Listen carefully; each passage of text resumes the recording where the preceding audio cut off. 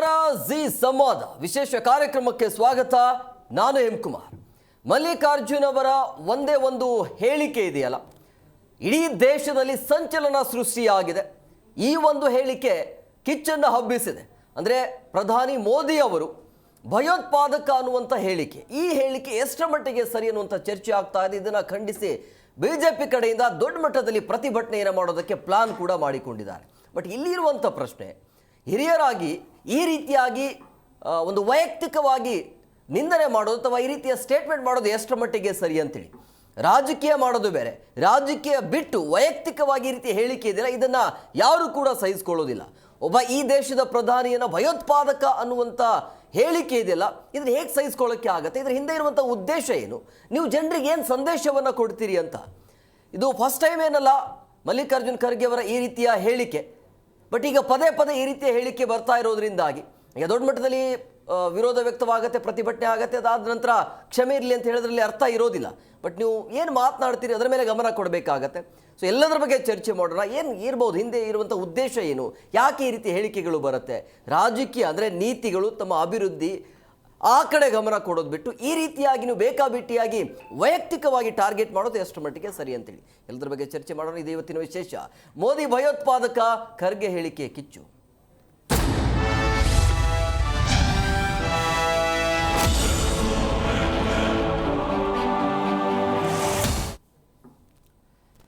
ಮಲ್ಲಿಕಾರ್ಜುನ್ ಖರ್ಗೆ ಅವರ ಹೇಳಿಕೆ ನಿಜವಾಗ್ಲೂ ಕೂಡ ಬೇಸರ ಆಗತ್ತೆ. ಅಂಥ ಹಿರಿಯರ ಬಾಯಲ್ಲಿ ಈ ರೀತಿಯ ಮಾತುಗಳು ಬರುತ್ತಾ ಅಂತೇಳಿ ನೋಡಿ. ಪ್ರಮುಖವಾಗಿ ಈ ರೀತಿಯಾಗಿ ಮೋದಿಯವರನ್ನ ಟಾರ್ಗೆಟ್ ಮಾಡಿ ಅಥವಾ ಬಿ ಜೆ ಪಿಯನ್ನು ಟಾರ್ಗೆಟ್ ಮಾಡಿ ಮೋದಿಯವರು ಭಯೋತ್ಪಾದಕರು ಅಂತ ಹೇಳೋದು ಎಷ್ಟು ಮಟ್ಟಿಗೆ ಸರಿ ಅನ್ನೋದು. ಸೊ ಯಾಕೆ ಹೇಳಿದರು? ನಿನ್ನೆ ಇದರ ವಿಚಾರವಾಗಿ ಮಾತನಾಡಿದ್ದಾರೆ ಮಲ್ಲಿಕಾರ್ಜುನ್ ಖರ್ಗೆ ಅವರು. ಯಾಕೆ ಹೇಳಿದರು, ಏನೆಲ್ಲ ಮಾತನಾಡಿದ್ದಾರೆ ಕೇಳ್ಕೊಂಡು ಬರೋಣ. Join with Modi, who is a terrorist, and he won't believe in equality. His party won't believe in equality and justice. How can they join with Modi, who is a terrorist? How can they join with Modi, who is a terrorist? How can they join with Modi, who is a terrorist, and he won't believe in equality. His party won't believe in equality and justice. And these people are joining with them. It means that they are weakening democracy. They are weakening the philosophy of Annadurai, Kamaraj, Periyar and Kalingar and Baba Saheb Ambedkar. Mallikarjuna Kharge ಅವರು, ಅವ್ರಿಗೆ ವಯಸ್ಸಿನ ಮರು ಜಾಸ್ತಿ ಆಗಿದೆಯೋ ಅಥವಾ ಅಧಿಕಾರದ ಅಹಂಕಾರದಿಂದ ಈ ಥರ ಹೇಳಿಕೆಗಳನ್ನು ಕೊಡ್ತಾ ಇದ್ದಾರೋ ಗೊತ್ತಿಲ್ಲ. ಈ ದೇಶದ ಪ್ರಧಾನಮಂತ್ರಿಗಳಲ್ಲಿ ಹೈಯೆಸ್ಟು ಟರ್ಮ್, ಹೈಯೆಸ್ಟು ದಿನಗಳನ್ನು, ಹೈಯೆಸ್ಟು ತಿಂಗಳುಗಳ ಪ್ರಧಾನಿಯಾಗಿ 140 ಕೋಟಿ ಜನ ಆಯ್ಕೆ ಮಾಡಿರ್ತಕ್ಕಂಥ, ಸತತವಾಗಿ 3 ಬಾರಿ ಪ್ರಧಾನಮಂತ್ರಿಗಳಾಗಿರ್ತಕ್ಕಂಥ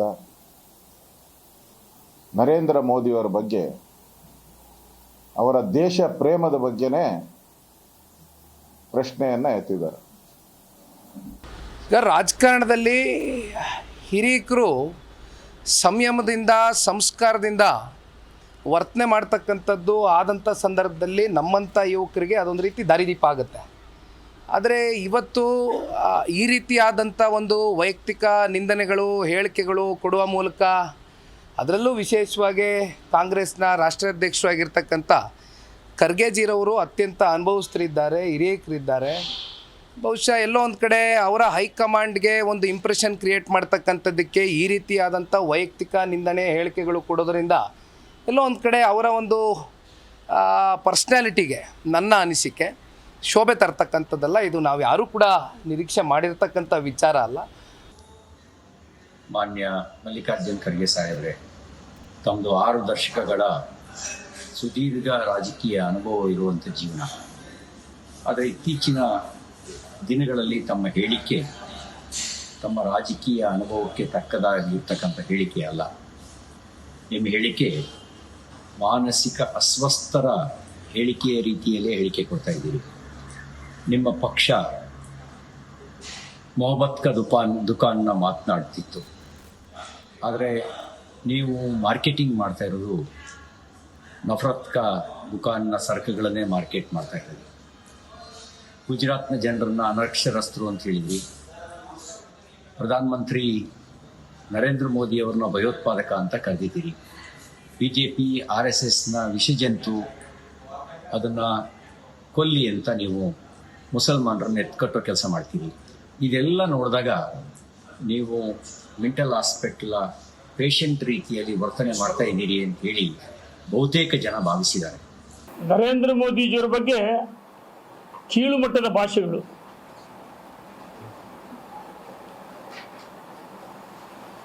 ಭಯೋತ್ಪಾದಕ ಚಟುವಟಿಕೆ ದಮನ ಮಾಡುತ್ತಿರುವ ನರೇಂದ್ರ ಮೋದಿಯವ್ರಿಗೂ ಭಯೋತ್ಪಾದಕ ಅಂತ ಹೇಳ್ತಾರೆ. ಅಪ್ಪಟ ದೇಶಭಕ್ತರ ಬಗ್ಗೆ ಕಳೆದ ವಾರ ಅಲ್ಪಸಂಖ್ಯಾತರಿಗೆ ನಮಾಜ್ ಮಾಡುವ ಸಂದರ್ಭದಲ್ಲಿ ಅಂದರೆ ವಿಷಸರ್ಪ ಹೋಲಿಸಿದ್ರು ಸಂಘ ಪರಿವಾರವನ್ನ. ಅನೇಕ ಬಾರಿ ಈ ರೀತಿ ವಿವಾದಾತ್ಮಕ ಹೇಳಿಕೆಗಳನ್ನು ಕೊಡ್ತಾ ಇದ್ದಾರೆ. ನಾನು ಮಲ್ಲಿಕಾರ್ಜುನ ಖರ್ಗೆ ಅವರಿಗೆ ಒತ್ತಾಯ ಮಾಡ್ತೀನಿ ಮಾಧ್ಯಮ ಸ್ನೇಹಿತರ ಮುಖಾಂತರ, ಇದು ಸಂಘ ಪರಿವಾರ ನರೇಂದ್ರ ಮೋದಿಯವರು ಮಾಡಿದಂಥ ಅಪಮಾನ ಅಲ್ಲ. ಭಾರತ ಮಾತೆ ಹೆಮ್ಮೆ ಸುಪುತ್ರ, ಭಾರತ ಮಾತೆಯ ಮಕ್ಕಳು ರಕ್ಷಣೆ ಮಾಡ್ತಕ್ಕಂಥ ನರೇಂದ್ರ ಮೋದಿಯವರ ಬಗ್ಗೆ ಕೀಳು ಮಟ್ಟದ ಭಾಷೆಗಳನ್ನ ಬಳಸ್ತಾ ಇದ್ದಾರೆ. ಅವ್ರ ವ್ಯಕ್ತಿತ್ವಕ್ಕೆ ಶೋಭೆ ಅಲ್ಲ. ಈ ಬಗ್ಗೆ ಮಾತನಾಡೋದಕ್ಕೆ ಅತಿಥಿ ಅವರು ಜಾಯ್ನ್ ಆಗಿದ್ದಾರೆ. ನಾನು ಅವ್ರನ್ನ ಕಾರ್ಯಕ್ರಮಕ್ಕೆ ವೆಲ್ಕಮ್ ಮಾಡ್ತೀನಿ. ಮೊದಲನೇದಾಗಿ ಕಾಂಗ್ರೆಸ್ ವಕ್ತಾರರಾಗಿರುವಂತಹ ಕುಮಾರ್ KH ಅವರು ಸರ್, ಕಾರ್ಯಕ್ರಮಕ್ಕೆ ಆತ್ಮೀಯವಾದಂಥ ಸ್ವಾಗತ. ಹಾಗೆಯೇ BJP ವಕ್ತಾರರಾಗಿರುವಂಥ ಡಾಕ್ಟರ್ ಚೀನಾ ರಾಮು ಅವರು ಸರ್, ಕಾರ್ಯಕ್ರಮಕ್ಕೆ ಆತ್ಮೀಯವಾದಂಥ ಸ್ವಾಗತ. ಇನ್ನು JDS ವಕ್ತಾರರು ಕೂಡ ಇನ್ನೇನು ಕೆಲವೇ ಕ್ಷಣಗಳಲ್ಲಿ ಜಾಯ್ನ್ ಆಗ್ತಾರೆ. ರಾಮು ಸರ್, ನಾನು ನಿಮ್ಮ ಹತ್ರನೇ ಬರ್ತೀನಿ. ಈ ಒಂದು ಹೇಳಿಕೆ ಅಂದರೆ ಮಲ್ಲಿಕಾರ್ಜುನ್ ಖರ್ಗೆ ಅವರ ಹೇಳಿಕೆ ರಾಜಕೀಯ ಹೇಳಿಕೆ ಅಂತ ಭಾವಿಸಿದ್ರೆ ಅಥವಾ ವೈಯಕ್ತಿಕ ಪದಪ್ರಯೋಗನ ಇದು? ಅಲ್ಲ, ಇದು ರಾಜಕೀಯ ಹೇಳಿಕೆನೂ ಅಲ್ಲ, ವೈಯಕ್ತಿಕವಾದ ಹೇಳಿಕೆನಲ್ಲ. ಕಾಂಗ್ರೆಸ್ನ ಹತಾಶ ಹೇಳಿಕೆ. ಕಾಂಗ್ರೆಸ್ನ AICC ಅಧ್ಯಕ್ಷರಾಗಿರ್ತಕ್ಕಂಥ ಮಲ್ಲಿಕಾರ್ಜುನ್ ಖರ್ಗೆ ಅವರು ಇವತ್ತು ಹತಾಶ ಸ್ಥಿತಿಗೆ ತಲುಪಿದ್ದಾರೆ. ಕಾಂಗ್ರೆಸ್ ನೆಲ ಕಚ್ಚಿದೆ ಈ ದೇಶದಲ್ಲಿ. 140 ವರ್ಷದ ಹಿರಿಯ ಪಕ್ಷವಾಗಿರ್ತಕ್ಕಂಥ ಈ ಕಾಂಗ್ರೆಸ್ಸು, ಗಾಂಧೀಜಿ ಹೇಳಿದ್ರು, ಅಪ್ಪ ಈ ಕಾಂಗ್ರೆಸ್ಸನ್ನು ವಿಸರ್ಜನೆ ಮಾಡ್ರಯ್ಯ, ನೀವೆಲ್ಲ ಏನು ಮಾಡ್ತಿರೋ ಮುಂದೆ ಇದಕ್ಕೆ ಕಾಂಗ್ರೆಸ್ ಪದಕ್ಕೆ ಬೆಲೆ ಇಲ್ಲ ಅನ್ನೋಂತ ಹೇಳಿದ್ರು. ಆದರೆ ಯಾವತ್ತಿನ ದಿನದಲ್ಲಿ ವಿಸರ್ಜನೆ ಮಾಡ್ದೇ ನಕಲಿ ಗಾಂಧಿಗಳು ಸೇರಿಕೊಂಡು ಇವತ್ತು ಮುನ್ನಡೆಸ್ತಾ ಇದ್ದಾರೆ. ಇಡೀ ದೇಶದಲ್ಲಿ ಇವತ್ತು ಅದು ಎಲ್ಲೋ ಆದರೂ ಉಳಿಗಾಲ ಇಲ್ಲದೆ ಇರ್ತಕ್ಕಂಥದ್ದು. ಇವತ್ತು ವೆಸ್ಟ್ ಬೆಂಗಾಲಲ್ಲಿ ಆಗಿರ್ಬೋದು, ಇವತ್ತು ನಮ್ಮ ಎಲ್ಲ ರಾಜ್ಯಗಳಲ್ಲೂ ಇವತ್ತು ಚುನಾವಣೆ ನಡೆದಿರ್ತಕ್ಕಂಥ ಎಲ್ಲ ರಾಜ್ಯಗಳಲ್ಲೂ ಅವರು ಈಗಾಗಲೇ ನೆಲ ಕಚ್ಚಿಬಿಟ್ಟಿದ್ದಾರೆ. ನೆಲ ಕಚ್ಚೋದ್ರಿಂದ ಯಥಾಸ್ಥಿತಿ. ಇವತ್ತು ನಮ್ಮ ಮಲ್ಲಿಕಾರ್ಜುನ್ ಖರ್ಗೆ ಅವರು ತುಂಬ ಹಿರಿಯ ಅನುಭವಿಗಳು ಅಂತ ನಾವು ಅನ್ಕೋತೀವಿ.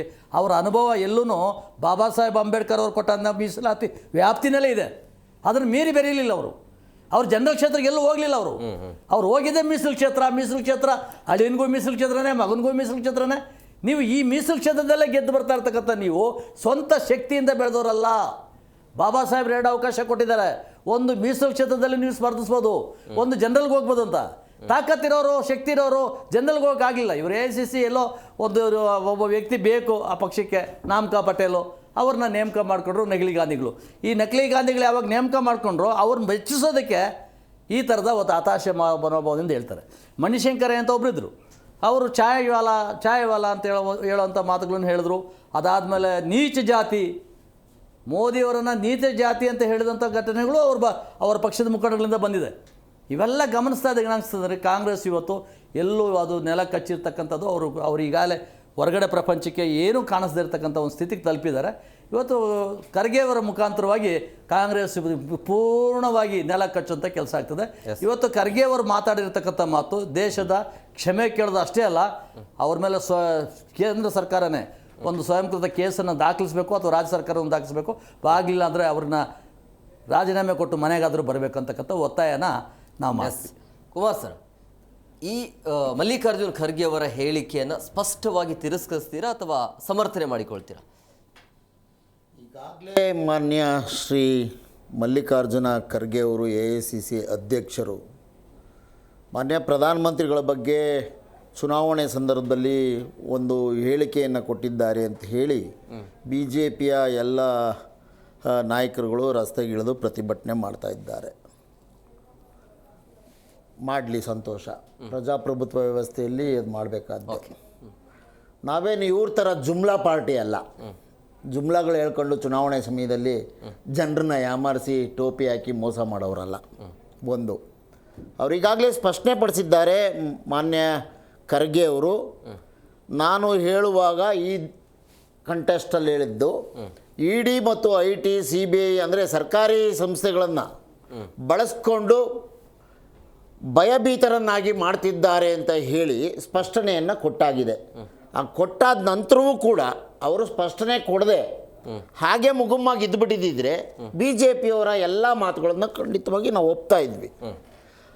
ಜೊತೆಗೆ ಈಗ ನಮ್ಮ ರಾಷ್ಟ್ರೀಯ BJPಯ ವಕ್ತಾರರು ಒಂದು ಮಾತನ್ನು ಬಳಸಿದ್ದಾರೆ. ಇವರು ಮೀಸಲ ಕ್ಷೇತ್ರ ಬಿಟ್ಟು ಬೇರೆ ಕಡೆಗೆ ಹೋಗಿ ನಿಂತು ಗೆಲ್ಲಕ್ಕೆ ಸಾಧ್ಯ ಆಗಲಿಲ್ಲ ಯಾಕೆ ಅನ್ನೋ ಪ್ರಶ್ನೆಯನ್ನು ಮಾಡಿದ್ದಾರೆ. ಮತ್ತು ಅಂಬೇಡ್ಕರ್ ಅವರು ಆಗ ಏನು ಈ 75 ವರ್ಷಗಳ ಹಿಂದೆ ಸಂವಿಧಾನವನ್ನು ರಚನೆ ಮಾಡಿ ಪ್ರಜಾಪ್ರಭುತ್ವ ವ್ಯವಸ್ಥೆಯಲ್ಲಿ ಯಾರ್ಯಾರ ನಡವಳಿಕೆಗಳು ಹೇಗಿರಬೇಕು, ತಮ್ಮ ಶಕ್ತಿ ಎಲ್ಲಿದೆಯೋ ಅಲ್ಲಿ ನಿಂತ್ಕೋಬೇಕು, ನಿಮಗೆ ಕೊಟ್ಟಿರೋ ಮೀಸಲ ಜಾಗದಲ್ಲಿ ನೀವು ನಿಂತ್ಕೊಳ್ಳೋದ್ರಲ್ಲಿ ತಪ್ಪೇನಿದೆ ಅಂತ ಅವರು ಮೀಸಲನ್ನ ಘೋಷಣೆ ಮಾಡಿದ್ದಂಥದ್ದು. ಅದರ ಪ್ರಕಾರ ಖರ್ಗೆ ಅವರಾಗಿರ್ಬೋದು, ಬೇರೆ ಬೇರೆ ನಾಯಕರುಗಳು ನಾನು ಎಲ್ಲ ಪಕ್ಷದಲ್ಲೂ ಇದ್ದಾರೆ, ಎಲ್ಲ ಮೀಸಲು ಕ್ಷೇತ್ರಗಳಲ್ಲಿ ಗೆದ್ದಿರೋಂಥವ್ರು, ಅವ್ರಿಗೆ ಅಪಮಾನ ಮಾಡೋದಿಲ್ಲ ನಾನು.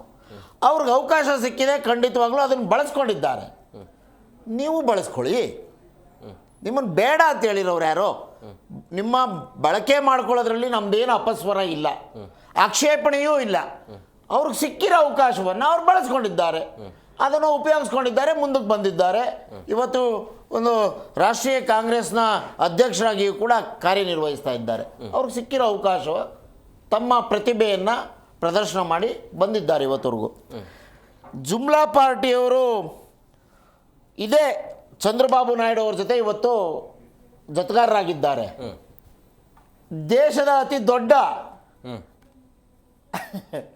ಭಯಪಡಿಸೋ ವ್ಯಕ್ತಿ ಯಾರಾದರೂ ಇದ್ದರೆ ಮೋದಿ ಅಂತ ಹೇಳಿದ್ದಾರೆ. ಅದ್ರ ಜೊತೆಗೆ ಭಯೋತ್ಪಾದಕರು ಅನ್ನೋ ಪಾತ್ರನ ಬಳಸಿದ್ದಾರೆ ಚಂದ್ರಬಾಬು ನಾಯ್ಡು ಅವರು. ಈಗ ಅವ್ರ ವಿರುದ್ಧ ಇವರು ಹೋರಾಟ ಮಾಡ್ತಾರಾಗಿದ್ರೆ ಇವರು ದೋಸ್ತಿ ಪಕ್ಷ ಆಯಿತು. ನಮ್ಮ ಬಗ್ಗೆ, ಕಾಂಗ್ರೆಸ್ ಬಗ್ಗೆ BJPಯವರು ಬಳಸಿರೋ ಪದಗಳು ಪ್ರತಿಯೊಂದಕ್ಕೂ ನಾವು ಈ ರೀತಿ ಪ್ರತಿಭಟನೆ ಮಾಡಿ ರಸ್ತೆಯಲ್ಲಿ ಇಳಿದಿದ್ದರೆ ಇವ್ರ ಗೌರವ ಉಳಿತಾ ಇತ್ತಾ? ಒಂದು ನಿಮಿಷ ನಾನು ಹೇಳ್ತೀನಿ.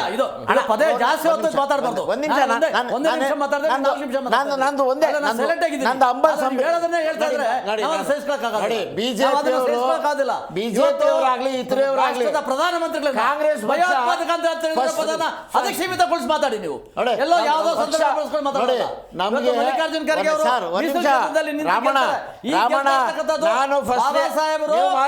ಮಾತಾಡಿಲ್ಲ. ಅಲ್ಲ, ನಾನು ಮಾತಾಡಿ ಪ್ರಶ್ನೆ ಕೇಳಿದರೆ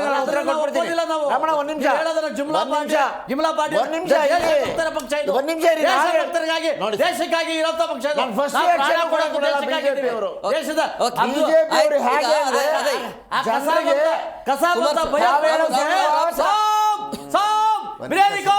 ರಾಮಣ್ಣ ಹಿರಿಯರಿದ್ದೀರಿ ತಾವು. ಒಂದು ನಿಮಿಷ, ನನ್ನ ಫಸ್ಟ್ ರಿಯಾಕ್ಷನ್